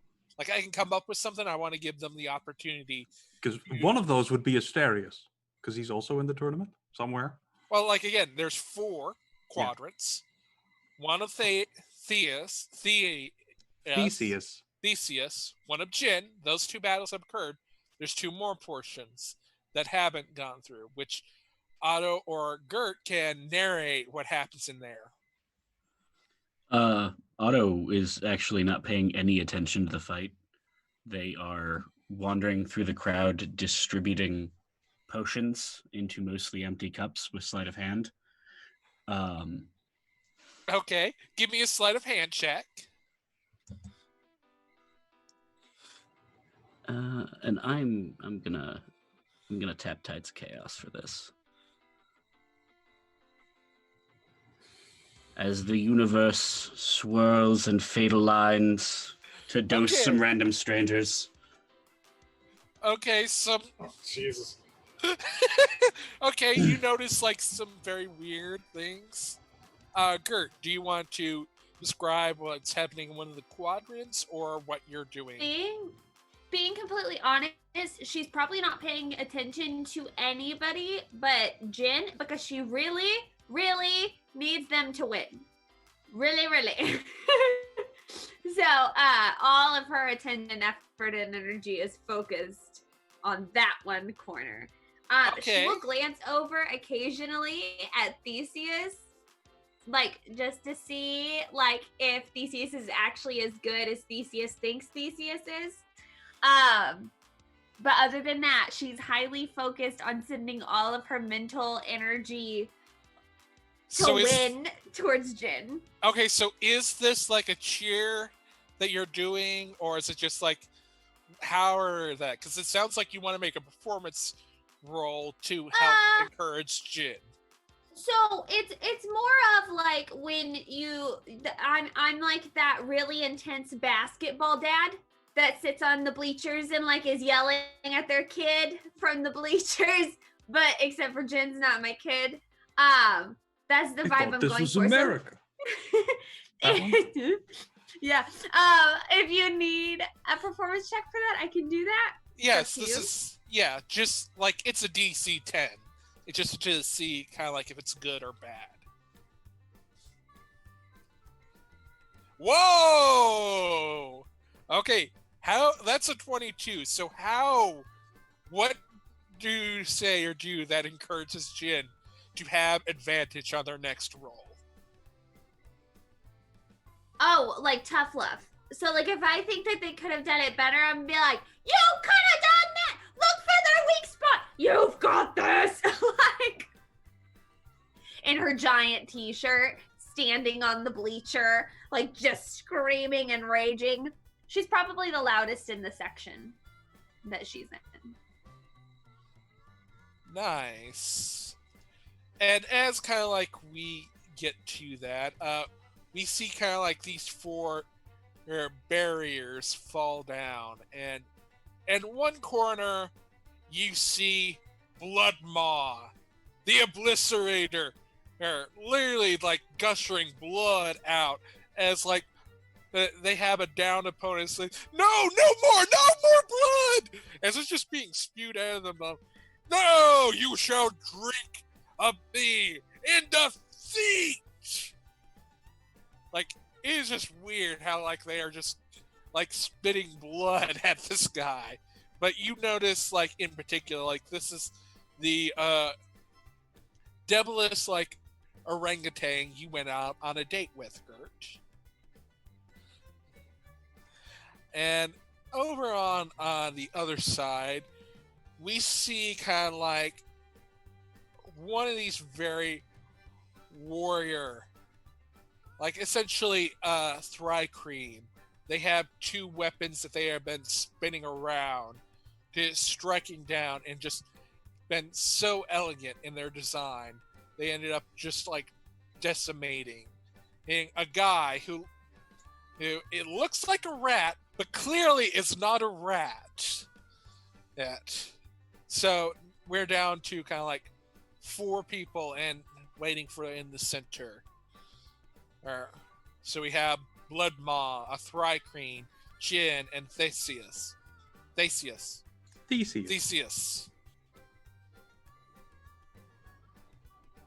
So, do you go on and try to attack each other, or what? Because like, there's 2 opponents, Jin and Theseus. Do you focus on like one of these enemies, or do you try to attack each other? I take a moment to interact with the crowd. Like, yes, I am magnificent. It is all thanks to your support. Stuff like that. Jin, he looks at Theseus for a moment. He considers it, and he goes for one of the other guys. He wants to clear everyone out. So it's just those 2. Okay, so we got... So, who's going after Blood Maw then? So one's going after Blood Maw, the gorilla, while the other is going after the Thrycreen with two sets of spinning blades. They're spinning around with their forearms.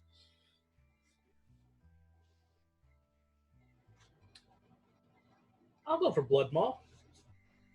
Yes! Okay. So, Theseus, you're against a Thrycreen with four spinning blades. What do you do? First, is it the idea that this is one fight now, and It's I in our won't arena, yeah. sure, but like we won't like take a break in this fight after two people are defeated. yeah, This is we it. just Yes. yes, Okay. we're keep going. Because again, we're just doing 3 skill checks to determine Cool. things. Speed it forward. I will call on the armor of Athena to give myself Shield of Faith, so all his attacks will be, sad and ineffective. We'll see.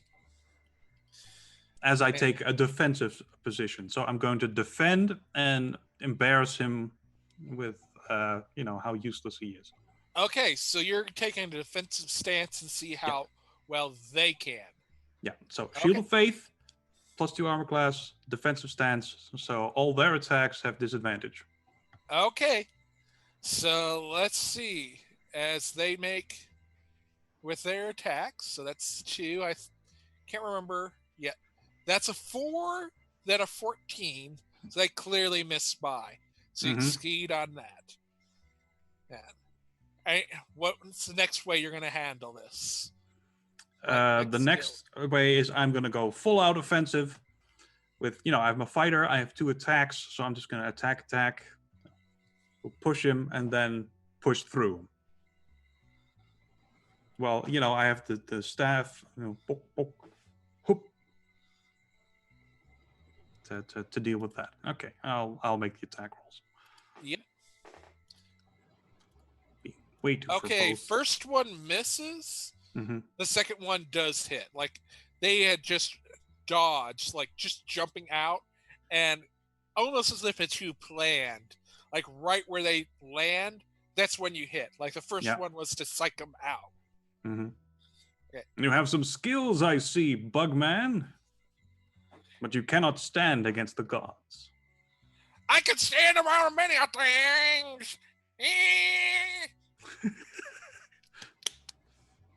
Awesome. Okay, what's the next thing to see how you beat this Thrycreen? Yeah, I'm a fighter, so all I can do is attack.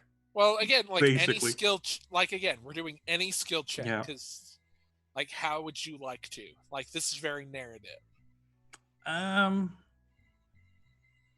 How about instead I wrestle him? Okay, that sounds like you're wanting to make a grapple check or a strength check. Yeah, so I do like a spinny attack to knock his weapons out of his hands, then I lose my own weapons, and then I just, do the grapple thing. Very Greek of you. Right? I felt like it fit. Okay, what do you want me to roll? Strength or grapple? Because some people a already grapple have would the be grapple. an attack roll, I think.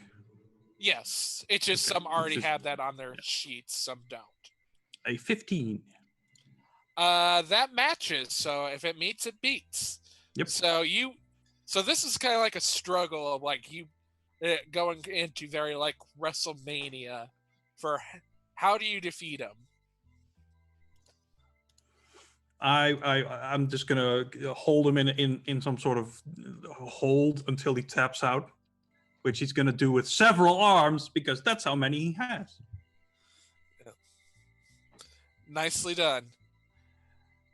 And I'll drop him and once again go for the adoration of the crowd.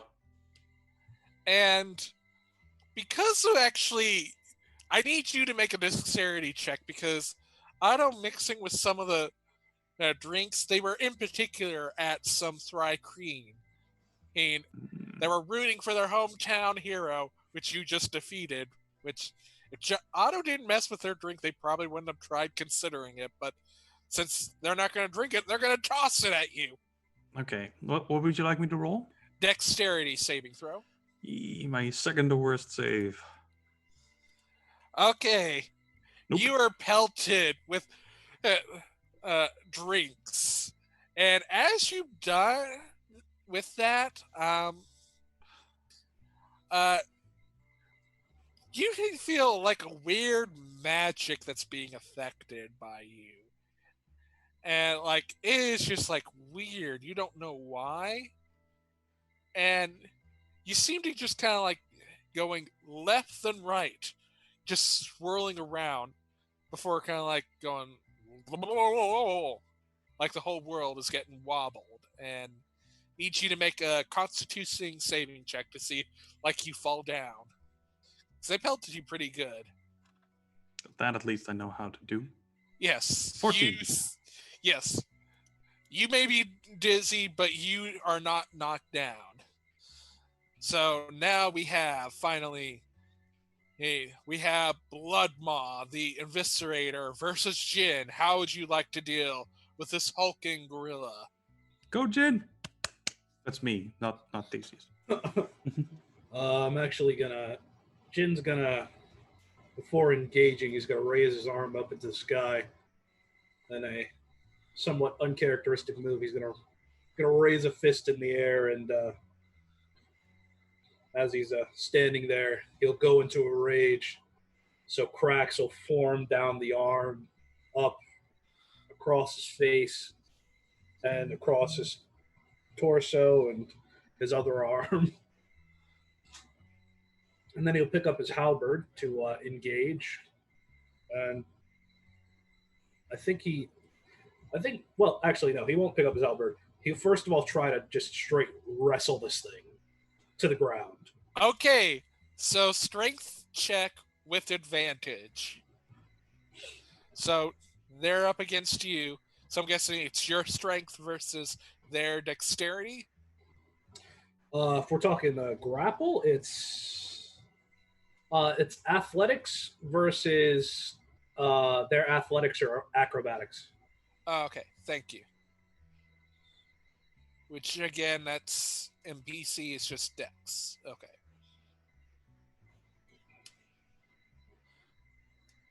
What a low roll for me. Oh, My, what a low pair of rolls for me. yeah. Unfortunately, like it is not good enough. Like the wrestling is just very much like as you try to wrestle down this hulk gorilla, it's very comical as you keep trying to pull down the arm, and then the blood maw just lifts up the arm and slams you down into the earth. And I believe that would be 1d10 of damage. So you get 1 damage. Very lucky there. That was a 1d1. Oh, Like, not to, Paladin, gotta follow the rules. One, okay. So that's 5, half down to 3 damage as you hit the ground and the ground cracks around you. What would you like to do? I'm not gonna lie, I kind of feel like I should go for a suplex. Okay. I would say give me just an acrobatics check there. Acrobatics. Ooh. Because like you're gonna go with like out of the ground. You are jumping up out of the ground to just kind of like land down on their neck and try to suplex them. Sounds like what you're trying to do. Now, would you like to do it differently? Hold the suplex for now. Hold the suplex. All right, I'm gonna. Actually, you know what? I'm gonna punch it. Okay, so give it an unarmed attack.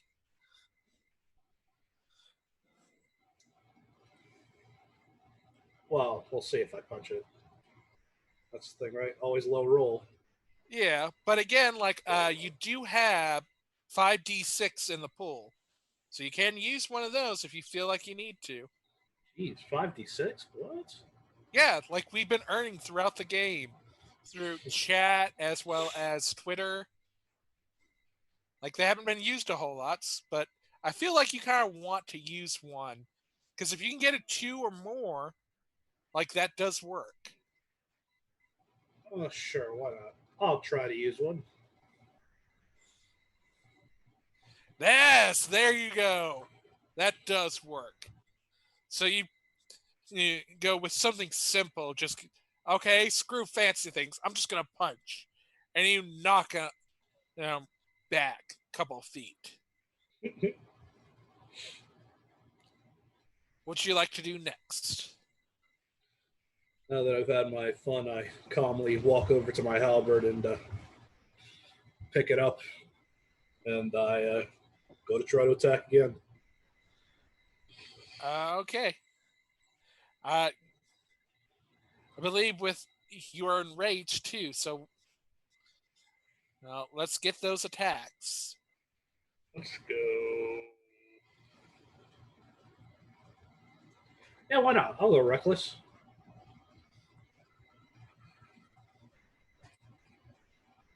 Do I do all my attacks? Feel free. All right, so that's attack 1. That's some low damage on that. Again, damage doesn't matter. It's more of like does it do well? So that's my attack action. Okay, dang. It is, but again, it is knocked back. But seeing as that, it's going to try to just whack at you back. You gave it one fist, it's going to answer with a fist. Does a 24 hit? Yeah. Okay. So it whacks you, knocking you back for 9 damage, which is half to 4 since you are enraged. Mhm. And and it just comes jumping up out of you, and then tries to land straight on you to bite you. Does an 18 hit? 18 hits. Okay, so you're grabbed in its mouth and just took 5 damage. That's 11 half. Mhm. Okay, so you are in its mouth. How are you going to get out of this? Like, it is very close match because it is both you and them have gotten about 2 success. So you need one more success to beat him. Hmm.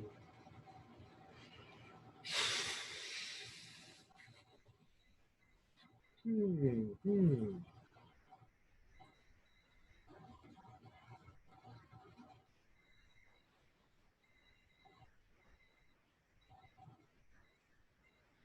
Okay, while you're thinking on it, let's get a shot into the crowd then. Otto and Gert. Otto, what are you doing to mess with the crowd? Seeing the strange and swirling energies around Theseus, Otto is going to go to one of the other journalists there, blending in with a random person in the crowd as they go. And when they get there, they're going to lean in close and go, "That Theseus fella, he's got some kind of unholy energy to him. I think he might be fiendish in some way." And then I'm going to cast suggestion on them and say, Okay. we have to warn the people. I want a persuasion with advantage there. Like, persuasion with because you are suggesting them. Oh yeah. So just a persuasion roll with advantage. That's a crit. Okay, it is known to the world that he is a fiendish creature that has been able to entrance the gods, to fool even them to think that he is holy. Gert, what would you like to do as you're out in the crowds?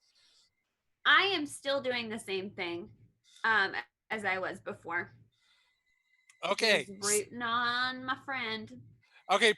Okay. Then I need a performance because if it does well, Jin's last move can be done with advantage.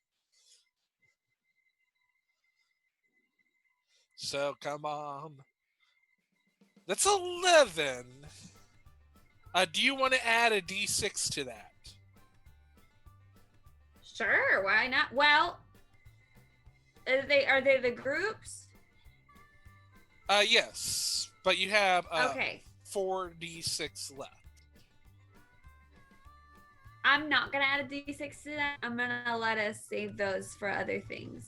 Okay. I will bend her luck. I'm going to spend 2 Oh! sorcery points as Otto looks across the way and sees Gert just cheering madly and just kind of flicks their wrist as their eyes shift in color for a second, and fate grabs a hold of Gert to aid her endeavor. Okay, so that cheering has gotten extra special. Now, Jin, Mhm.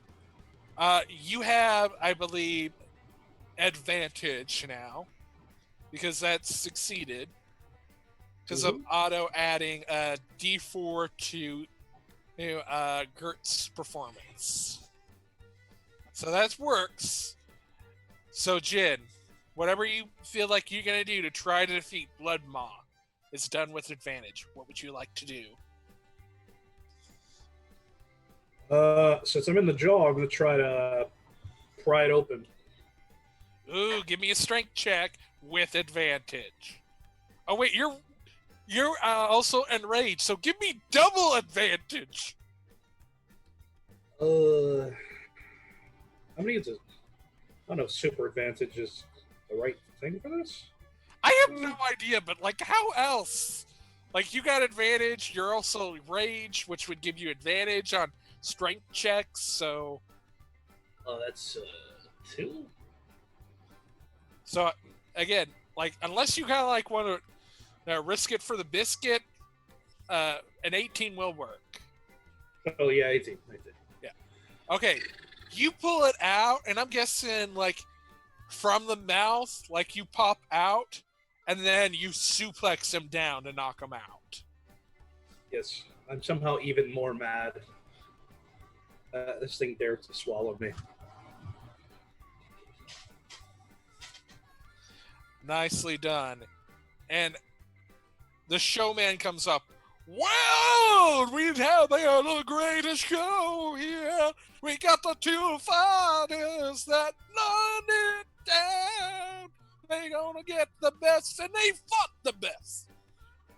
Now, to make this a fair fight, we bring out the slinging Spike against our great warrior here, Gene, and the fiendish Theseus.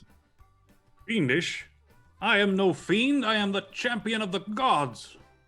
Yeah, gods you tricked. Yeah, we all know the story. How dare you slander me, sir? Okay, if you... Would you like to take Jin's place in the ring?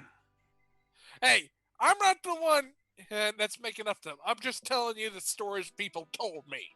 That's what's known about those you. People lied.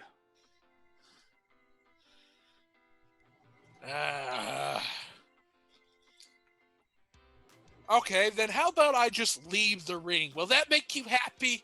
Does that make you happy at all? Yes, be gone, spreader of filthy lies, that I might duel my friend Jin here with honor. Oh, it's not gonna be Jin. Oh? What? Well, and from the center, her like almost raised as the showman steps to the side, you notice a man that's in many wares, like standing about, going on, like very wealthy melted lord, looks very powerful, and roughly kind of like presents himself very just mad, almost being gracious, like, thank you Thank you, gracious. Now, as the reigning druid, it'd be your chance to fight the champion. And as kind of like he's saying this, the clouds themselves seem to darken a little bit.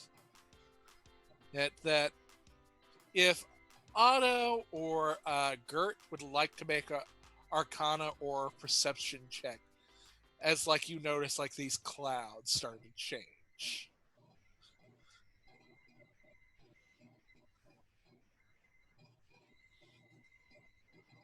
Oh, Otto, you are okay. Ooh. Okay, so we got a crit hit and a 3. So on the crit, you notice that this kind of like creature is pulling fiendish, like hellish powers, almost from Avernus. And the other thing is that you feel a ting of horror in the back of your mind as you look on it. It's something kind of like the first time you ever used wild magic. That same like fear is almost invoked in you.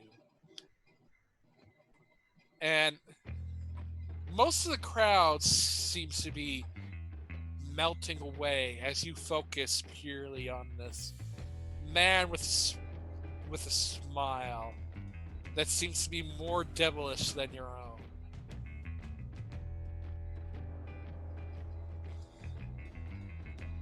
Gert, you just notice a guy standing up, and you don't notice anything wrong about it. It just looks like you're so focused on Jin trying to win and do well, you don't notice anything else. What would you all like to do? Do we notice the darkening sky? If you would like to make a perception or arcana check. It seems obvious, but you never know. Nope. Ooh. This man is no warrior. How am I to fight one such as he? He bears no weapons. Oh, just not weapons you consider well. Well, let's get on with it. Okay, with that, do you guys want to roll initiative, or do you just want to go 1, 2, and then they go? I'll let Jin go first. Okay. I'll let him do something because I'm not convinced like this isn't just some guy. And then I'll go. Okay, that'll be the turn order. Now, Gert or Otto, would you like to do anything before the match starts? To either mess with or help any of them?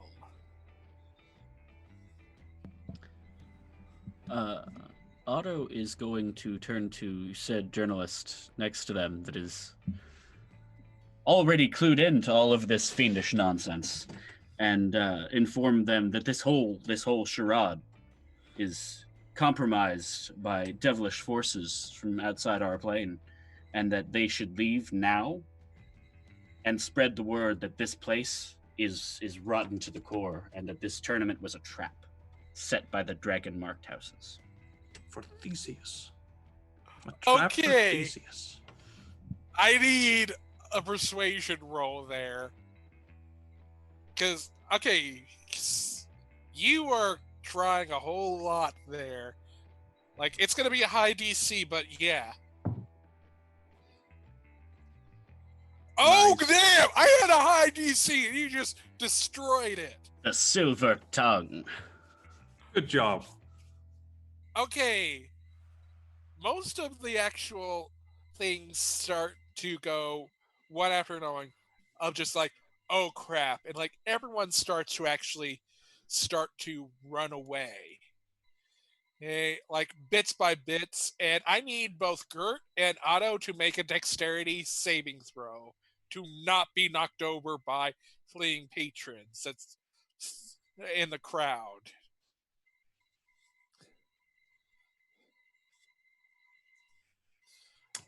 these rolls. Okay. I need you to make a Constitution saving throw, Jordan, to avoid being trampled. Because if like you avoid getting knocked, but like maybe like you can get yourself into a bowl and none of this will hurt you. Okay, yes. Like you were knocked over, but you know exactly how to drop and roll so none of this damages you as everyone scurries out.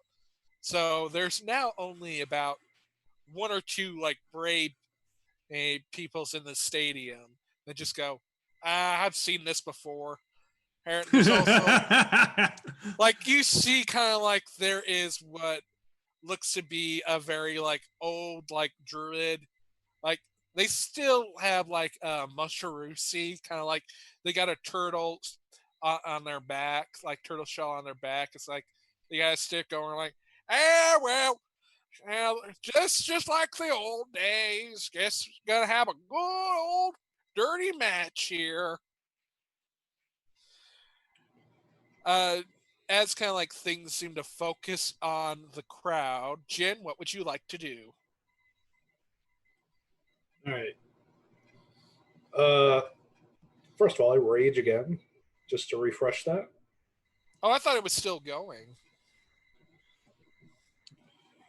Well, for the sake of keeping it up, I'll refresh Okay. it so it's brand new and fresh. There's the big text box. Nice.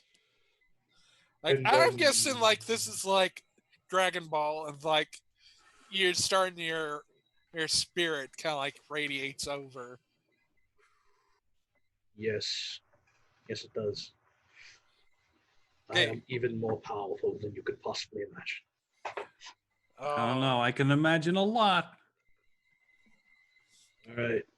And then I'm going to strike out at my opponent here with a few test strikes.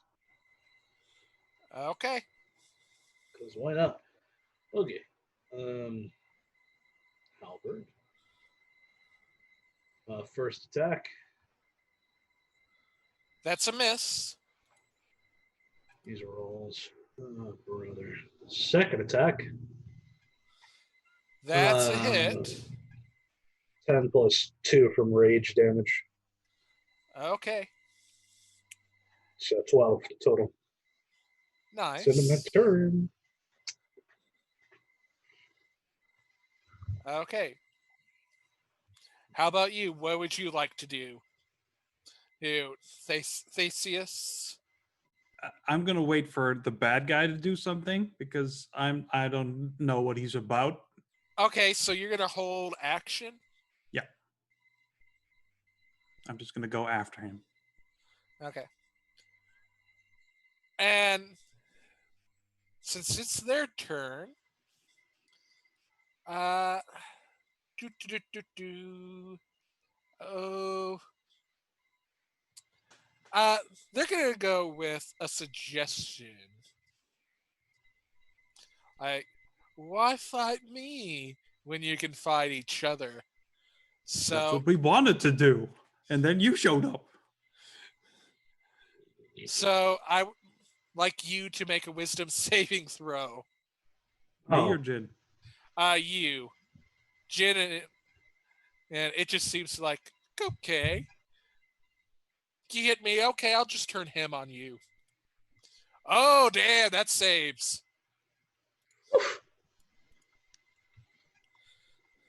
I will not fall victim to your treachery. Oh no, you failed to listen to my suggestion. Uh, hmm. Well, I guess I have no choice but to attack. And then from kind of like their hands, almost like dancing, on their fingers are little knives that are on their fingers, kind of like come out and strike at you for 3 because he's already used. Again, me or Jin? You for 2 of those, Jin for 1, and that was a nat 1 on the one that tried on Jin. So, like, does a 16 or a 21 hit Theseus? A 16 wouldn't, but a 21 would. Okay, so you get 9 slashing damage. From weird knives he has on his hands. Like, again, like, think of it kind of like claws on the fingernails. Like, just... All right. Because so he's actively in the ring doing claw attacks now. Yes. Yeah. Yes. Cool. And when he tries to go after Jin, he did a nat 1. If he goes after me, he gets struck by lightning. Okay, give me that lightning, because I'm guessing that's what causes the nat 1. There we go. That's what it is. So that's a dexterity saving throw for him. Okay. It's not a great DC because 13. it is a 13. So I think that passes, right? If it meets, it good. beats. Yeah, and he does. Okay. But I'm thinking it's like him resisting that, tries to go after Jin, and has a nat 1. So how would you like to mess with that? He takes 5 lightning damage from that. Okay. Like, Jin, how would, like, he's just essentially, I'm guessing, miss, because distracted by the lightning? So his hand's stuck in the ground. What would you like to do, Jin? Oh, it's my turn? Yeah. I didn't even get a turn. Well, because he nat 1. Like, and you held action, and then they did and attack anyone He went, else, and then it's my turn, right? Yeah. Like, after, like, we're finding out what happens with the nat 1.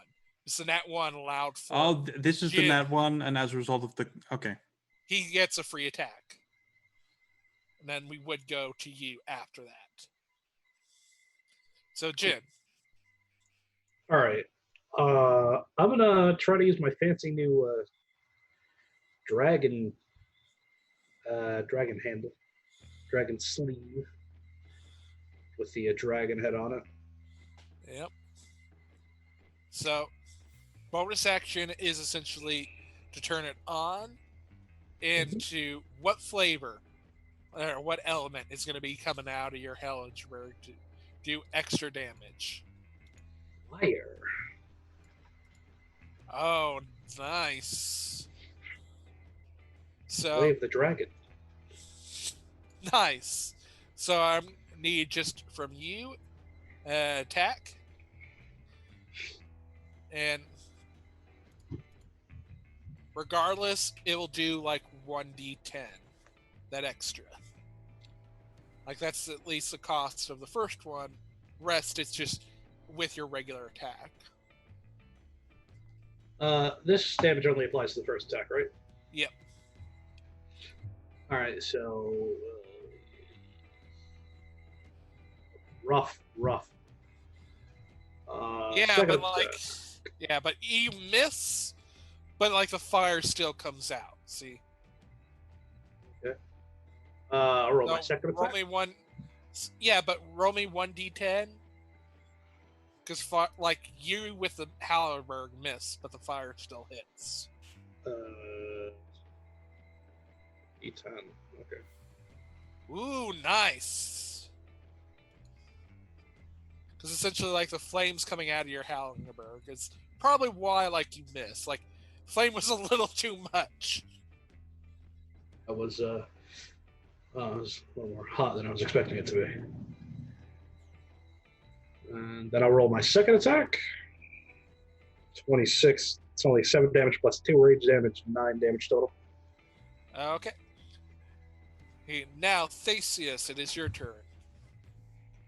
Okay, as he tries to get me with his dirty fingernails, I'll say, "You dare lay your hands on the champion of Elysium? Have at you!" And I'll action surge and mess his shit up, hopefully. So, 1, 2, 3, 4 attacks. The fourth one is the only one that hits. Huh. All right. I still have some chat stuff, So I'll use a d6 to boost the 15 up. Okay. I would also like to help. Yes. There. How would you like to It's help? an 18 now. Does that hit? Yes, it does. Gonna bend some luck, spend a couple more sorcery points, and give an additional D4 on one of those 14s. Ooh. Would you like to roll or shall I? It's your thingy. So, you- I'm doing a lot of rolling this session as opposed to, so, you want to share the wealth. Yeah. So I believe that's an extra 16. 2. Yeah, so 16. Worth an attempt. Yeah. Does that hit? Nope. Oh, well. But I will give you but because you were so close, 17 is the AC on this. Hmm. Is there more stuff to boost it with? That depends on what Gert would like to do in the stands. Clearly, Gert would favor Thesis. Have I? What? Okay. What can I do from the stands? Did I get up? No, like for example, you could use Eldritch Blast from your position. Oh yeah. Or you use other things. No, I'll go ahead and do that. Okay. You could boo the druid. Yeah, give me just a sec. Let me pull my little window. There's some D batteries. Whoa. Nice. Do you want to risk a Constitution save for a third one? Nope. Okay. So the 22 I'll does stick hit. with my 2. And again, like, it just doesn't seem to notice because it is just so focused on the battle. The 22 hits, though, right? So Yes. does that boost that, what is now a 16, one higher? No, like they did 7 force damage on the Okay, creature. that's what it did. Yeah, Sure. through Eldritch Blast. Okie doke. So that means that I do 21 damage to the thing. Yep. And This evil druid guy. yeah, because again, like, fortunately, like, Otto and Gert are playing it smart and from a distance, so it hasn't noticed them yet. Sure. That's kind of like, Otto and Gert are being smart, and we're just, foolishly fighting him head on. Like a couple That's of what you dum-dums. get. That's what you get for being against fiends. and you hear like someone say, "I thought he was a fiend." He totally is. He's just the bad ones. He's the wrong ones. Okay. I believe we're gone back to the top of the round then with Jinmen. They've done all they can.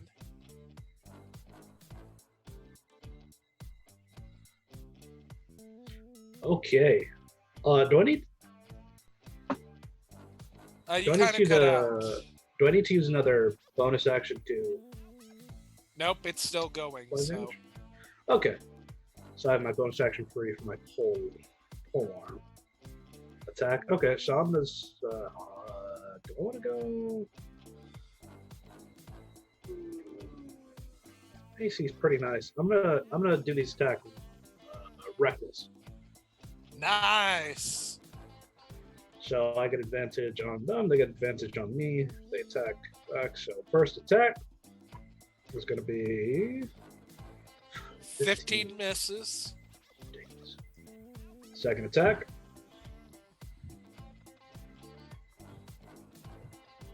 Oh, that 23. hits. 6 plus. Oh, sorry. Do you want me to roll the d10? Yeah. Like, because this is extra damage you're doing. 6 plus 2 rage damage, 8 plus 2 from the fire.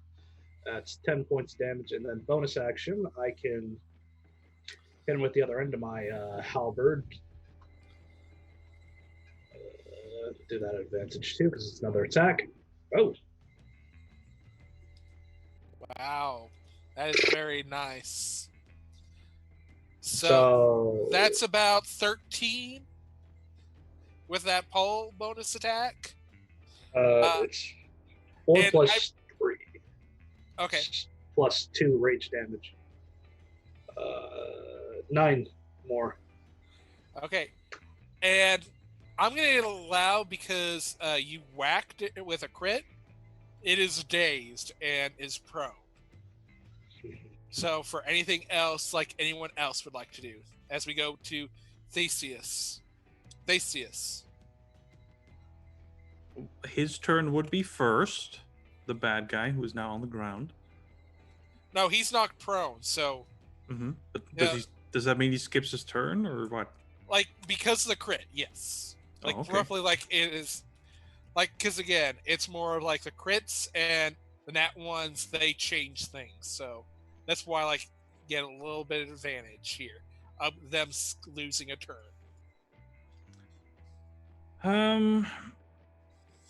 I will walk over to the bad guy, put my pike on his throat, and say, "Do you yield?" Like, it is a bit of dizzy, and he's going... Blah, blah, blah, blah, blah. He yields. Blah, blah, blah, blah, blah. Yep. Oh, I'm gonna just make it so everyone thinks he yielded. Okay, how are you trying to do that then? You trying to We persuade? put the pike down and we walk to the referee. So now what? He's yielded. The fight is concluded. I don't think it's concluded. He's a bit dazed, but he's still alive and standing. Gotta knock him out. Oh, you wish him to be unconscious. slain? He's gotta at least be knocked unconscious. The referee with like a little toothpick is saying. Okay. I don't know. I feel like I might kill this referee guy. friend will not accept the bad guy's surrender. Let's just tell you, like, you have not knocked it down to half health yet. I think I might kill this guy. I've killed Please. before. I'll do it again. You just hear Gert screaming from the stands, "Yeah!" Okay, so the Yeah. audience wants you to kill him. So I don't see a rule against that in the rule book. So I'm gonna allow that.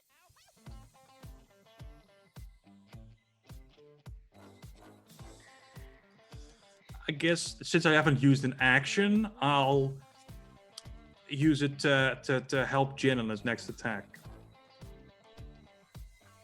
It's more of like I didn't know what you were trying to do. Like what role? Oh, I don't know if it's a roll. I figured 'Cause that it's- would be what I would do.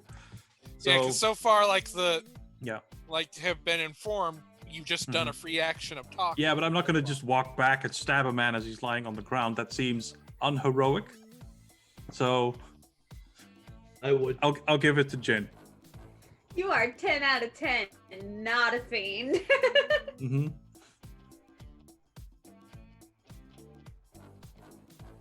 So, by all means, proceed. Okay, Gert or Otto, is there anything you would like to do while in the stands?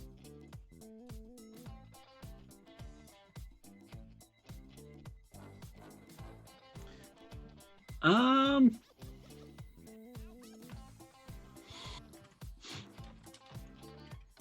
not gonna drop a fireball on him. No, wait.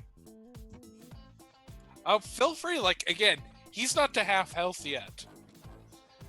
Something fun happens when he gets at half health. But Jin is right there next to him, and fireball is a non-discriminatory attack.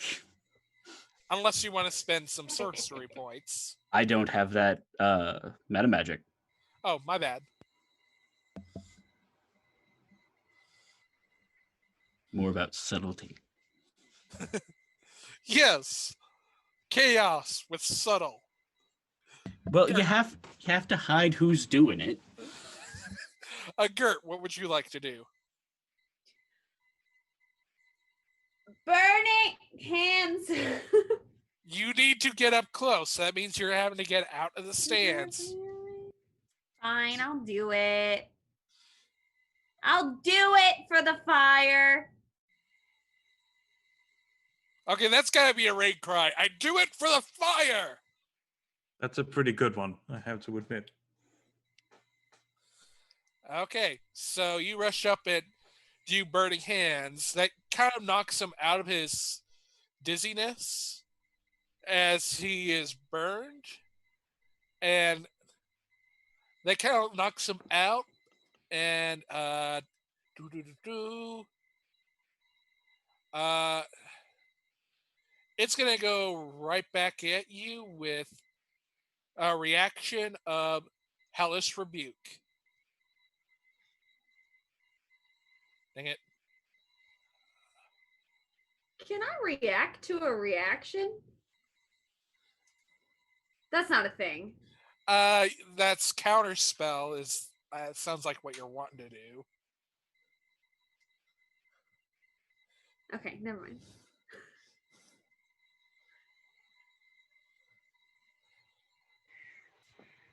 So I need that dexterity saving throw to avoid. Need Okay. because if you want to try, because like the only other thing I think is you could hellish rebuke their hellish rebuke.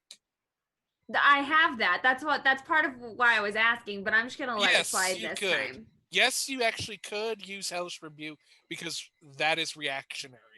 So you can. I'm just gonna do the dex save for now.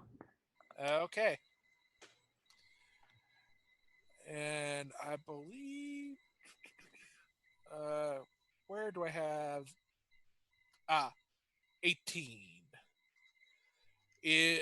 A 10 is not higher than 18.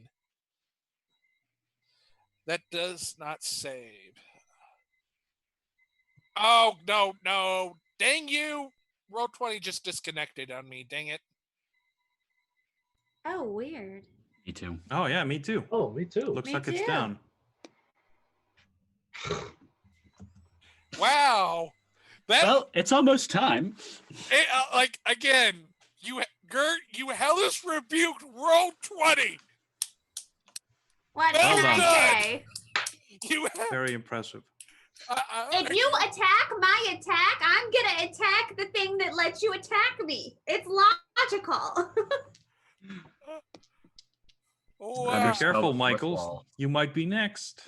I'm okay with if that's the case. But like again, it looks like just a refresh is fixing it, but still. Let's find out. Okay. Jin, is there anything? It's back to you. Then. Is this thing still on the floor? Oops.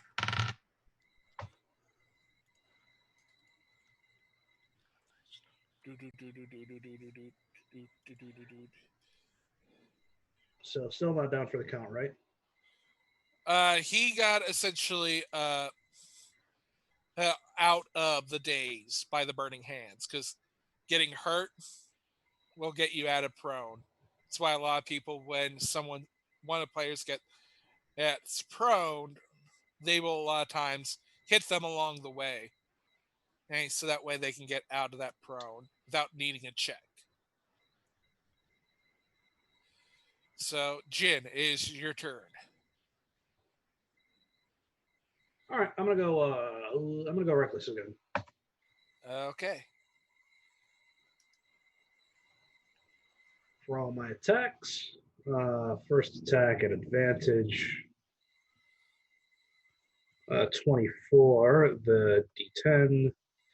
So 10 plus 2 rage damage, 12 plus another 8 is 20 points of damage total for the first hit.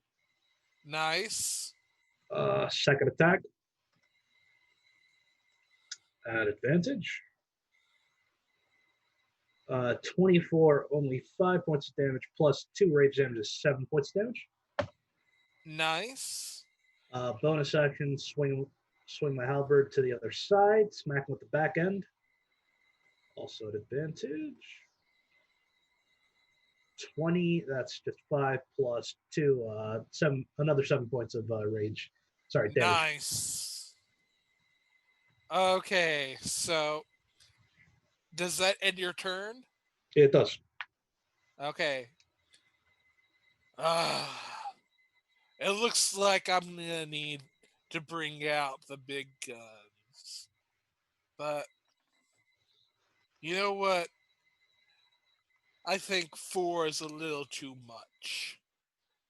And cast banishment on Theseus. Uh-oh. So I need a charisma saving throw of 18 and to avoid being Nope. Close though. Yep. Ben, you disappear. I am actually going to drop my last 2 sorcery points into bending his luck. So you get an additional d4, and hopefully it does. Ooh. Oh! Oh, so curses. close. Oh well. And we're out of chat stuff, right? Or they're so. still there, but like I was trying to give you a good way since we're about to wrap up. Just like okay. why you disappeared. That's fine too. I suppose. And as kind of like you notice, like as they disappear, its form of this creature turns more vine-like as you hit the first threshold, and the ground itself starts to crackle. Well, as a very vine-lit, like you can see, oh, now maybe this might have been why they were called the Sting Slayer. The Sling. Dang it, I had it there go earlier in the time. The Spike Slinger. As they turn very vine-lit as you hit one of the thresholds. It's just very vine-like. And like the platform vine, we're gonna kill him. It's gonna be dead. Again, I feel like that's the best way. Like we can wrap up today.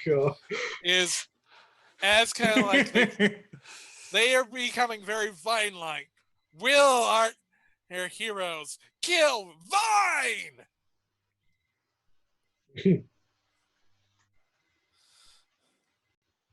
Okay, well, that was fun.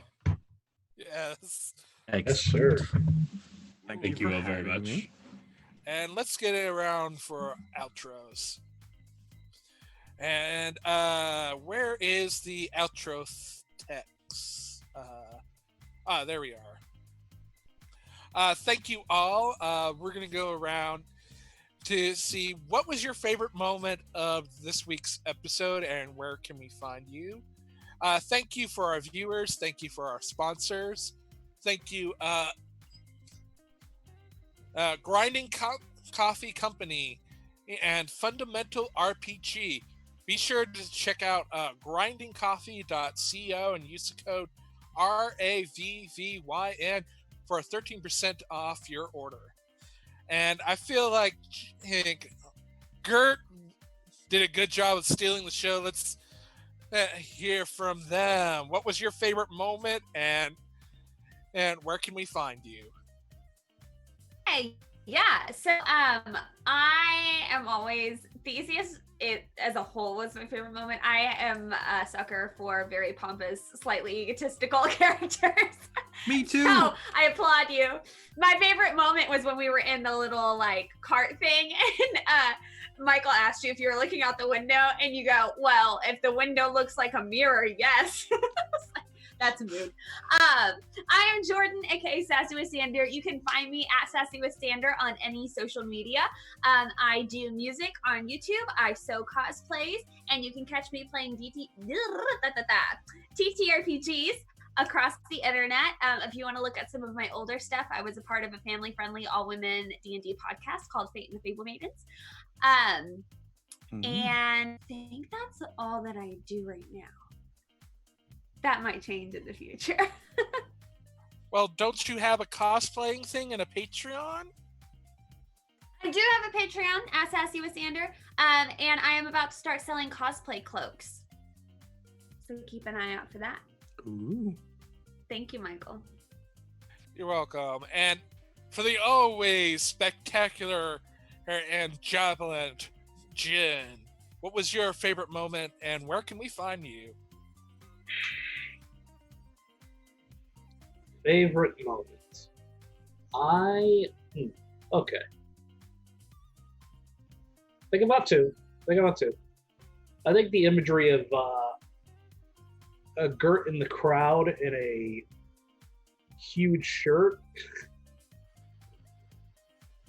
being this old granny-esque character, is an image that's currently burned into my head. And also, Theseus and Jin trying to get the match finished was I think, a perfect representation of both those characters. I'll fully kill this guy. See? He'll do it. My friend will do it. Very wonderful. And Theseus, where can we find you and what was your favorite moment?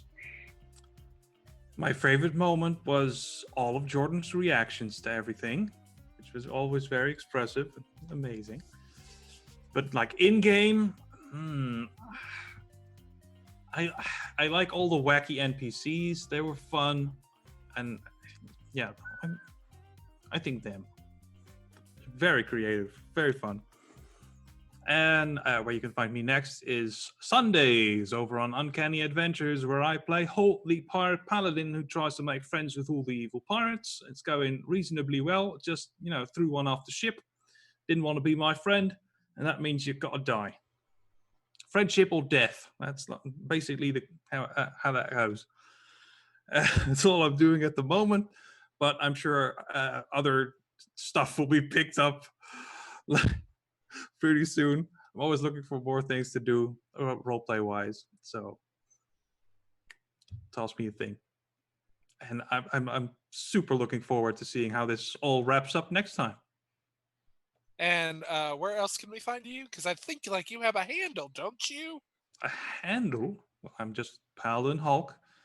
And not that I do much other than guest on things and hang out in chats, but should you, want to go out of your way to find my Twitter, it is that same thing, because it is everywhere Paladin Hulk. Because that's my name. Thank you very much. And the always obvious Otto. Well, you got to pick the low-hanging fruit or it rots. I'm Eshi.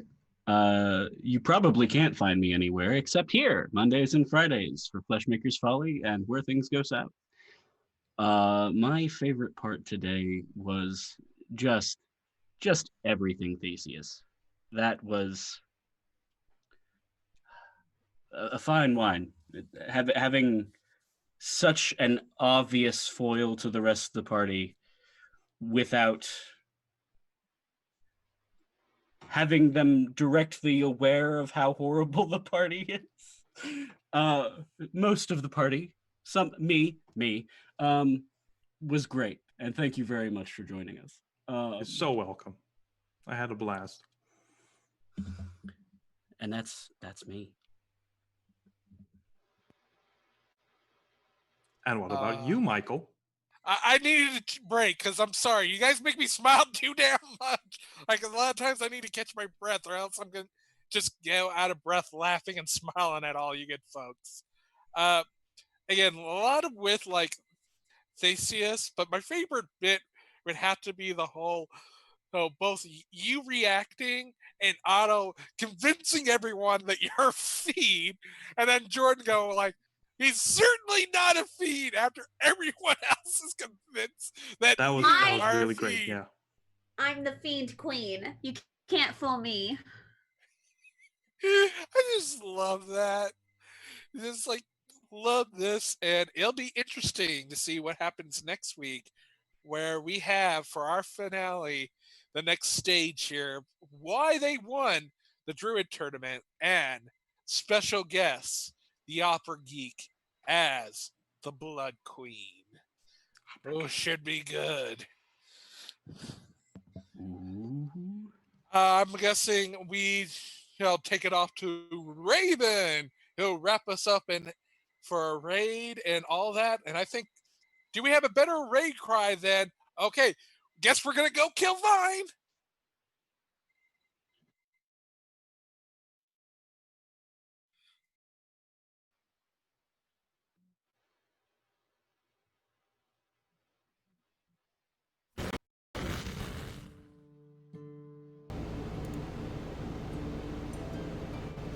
And my Streamlabs just froze. There we go. That was fantastic. Thank you so much, everybody. Thank you, everyone, for playing. To our special guest, Paladin Hulk, Michael, for running the game. Also, thanks for those gifted subs. Fantastic raid cry. Feel free to do either. I do it for the fire, or it's time to go kill Vine, which I still think is too soon, but it's funny. And then we're gonna go raid. I was gonna raid Encounter Roleplay, but they just finished their stream, so we're gonna shift gears here. We're gonna go raid Rachel. If you're not familiar with OBBY, formerly OBBY 190, she's a fantastic variety streamer, just all around nice person. Her streams are a lot of fun to hang out in, so definitely go say hi, give her a follow if you're not doing so already. We'll see you back here in about 3 hours for Empires and Epitaphs, our Forgotten Realms game that is set in a literal ghost town that the party is trying to revive. About half of our player characters are living and half of them are undead. It is a very silly, light-hearted game with just so much hilarious chaos it's like a D&D sitcom, really. It's fun. So definitely head back here in about 3 hours for that. We'll see you then. Thanks again, everybody.